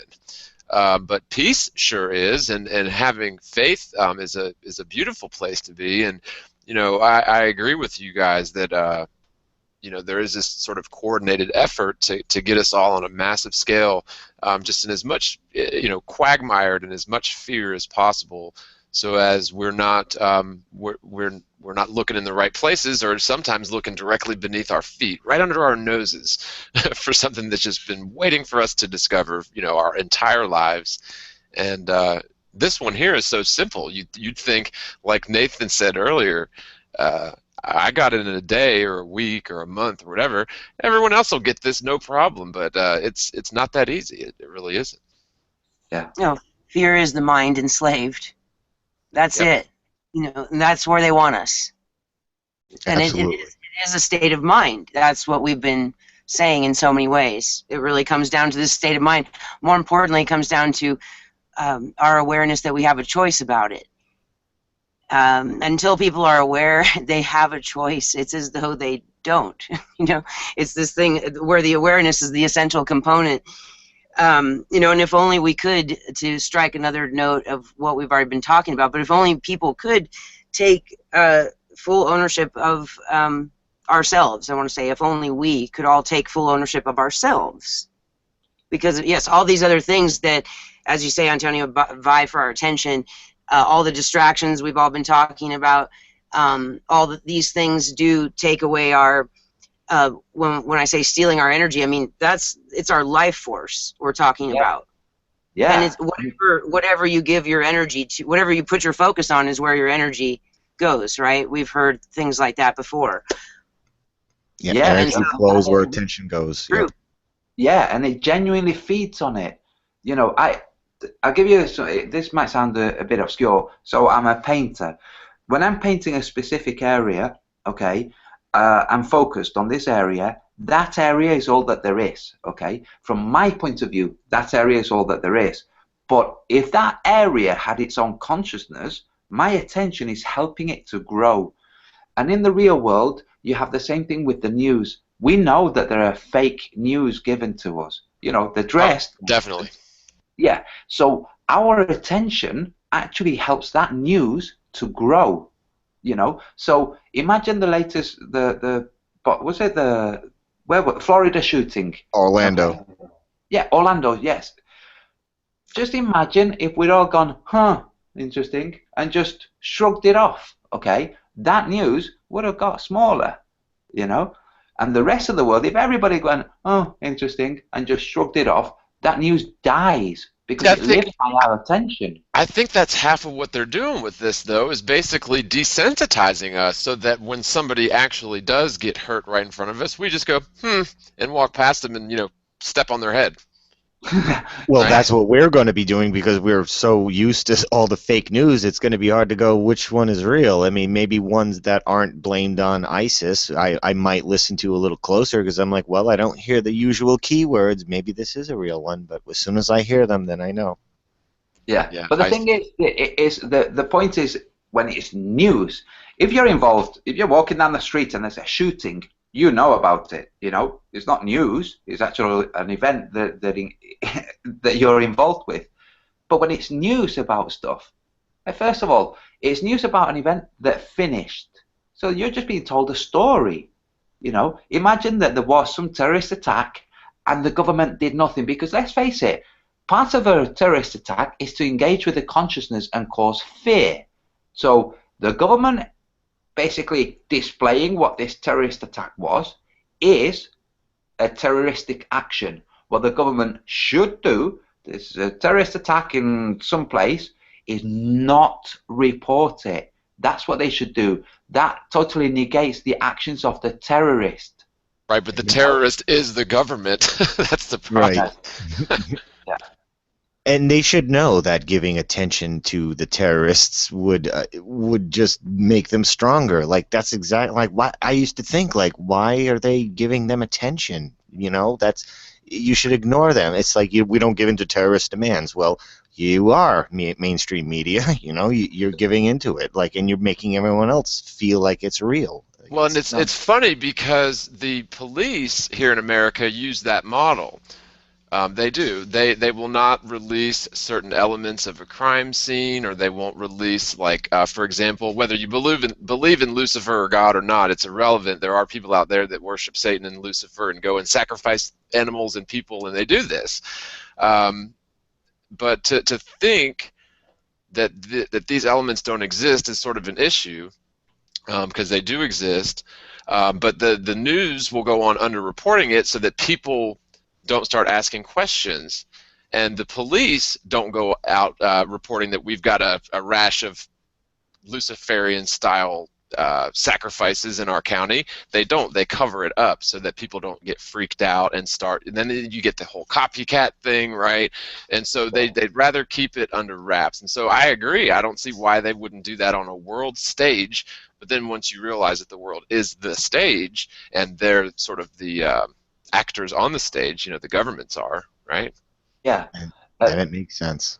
This, we've seen that photograph of the astronauts portraying hear no evil, speak no evil, see no evil. So, so now we have these connotations. These guys were astronauts; they're liars, and we have a negative spin on that proverb. It's an ancient Chinese proverb.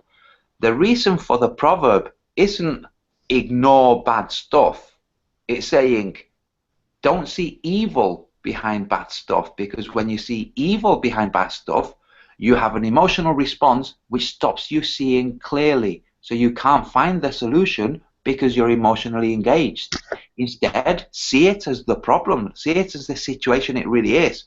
You can see a bunch of snakes in a school, and they could have just found their way in. Okay, you can see that as an evil event. Now, if you see it as an evil event whilst it's happening, you're not seeing clearly. So don't see the evil, see the event, see clearly, and that way you'll find the solution that you would otherwise not have found because you were distracted by your emotions. Because let's face it, we live in a world of emotions, and they know this. The media know this. All organizations know this. The education systems know this. This is why teachers will use ridicule, which is an emotion. You don't want to feel ridiculed. It's an emotion.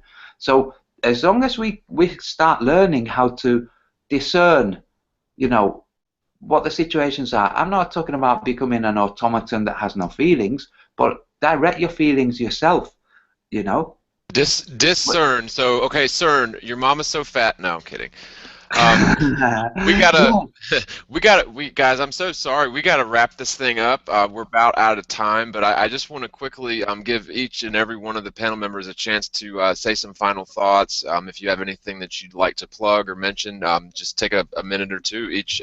We'll start with Nathan. You've been quiet for a little while. The only thing to plug for me was probably Robert Shortman's show, because Robert Shortman's doing his first hangout tomorrow. He's a little bit cloak and dagger about it. He's got a couple of mystery guests. But yeah, go and watch Robert Shortman's show. It's on Doom Weaver, DOOM Weaver 2007. So yeah, that's at 8 Doom p.m. Weaver GMT. 2007. That's it. And at 8 p.m. tomorrow? Yeah, or today for us now. Oh, okay, gotcha. Awesome.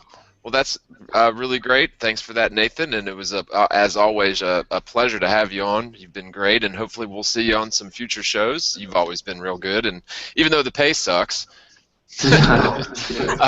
Kristen Wolf, I'm just moving to my left as I see the people in the screen. So Kristen Wolf, it was good having you. Thanks so much. And I'll just say this for all the guests, even the ones that aren't here anymore. Thank you all for your time. Thanks for coming. And Kristen. Oh gosh, it's been great being on this show with all of you. Thanks, and great to meet all of you for the first time. I only knew John before the show, and an event skeptic who was here for a while I've talked to a bit, and anyway, but it's been really, really great to talk about all these different things, and there was a million other things as usual that I would have loved to comment, but there's no time for it all. It's just inspiring. Oh, I forgot. I have to type stuff out on a notepad, or I just forget everything I wanted to say, and there's just so much good discussion. It's sometimes you have to sacrifice certain things, but that's why I really like having. Yeah. Oh, sorry. Yeah, I did take some notes myself tonight. That's good advice you gave me before, and so I've learned to do that. And I got thrown off by the computer crashing on me. Sorry about that. When Nathan was responding to my comment, and so I'll get to hear that 10 minutes or so later that I missed. But I want to plug this show, John, because I'm just really glad it's back on, and it's been fantastic. Thank you so much. I'm very honored to be able to be a part of it. Thank you. Well, go ahead and for everyone out there that's not familiar with your stuff, if you could, or if you don't mind, what's your YouTube channel again? I would just butcher it. I'm sorry. Oh gosh, it's I subscribed. I wouldn't spell it right or something. Well, I keep changing the name too, so no, I have a couple times. It's not helping. It's No, the it plain. won't help. No, it's the Plain Earth Inquiry. But luckily, I changed it before anyone knew about it anyway. So I'm kind of kidding there because it really hasn't mattered given the timing of it. But whatever, the Plain Earth Inquiry, and I just have a few videos up so far that are things that I was probably never going to get around to editing to try to make them more cohesive, and so I just threw them up anyway and said, "What the heck?"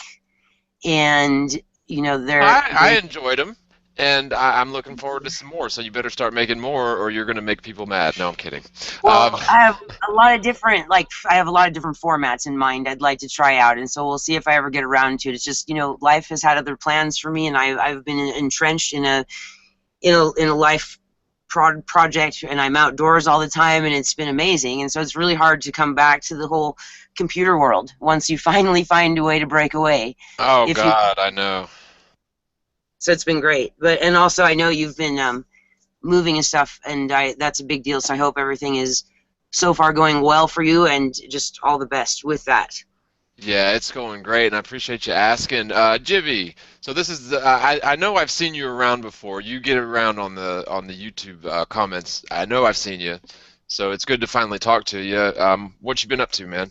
Well, it's good to talk to you too, and I've been a fan of yours for a long time. I remember your first videos, and I was plugging them away on the forums, pushing all of your stuff. I've been a fan of, and that's what I want to promote is all of your channels, because you guys really, you guys hit it out there, and you do a great job. On my channel, I have some K-Talk AM show videos.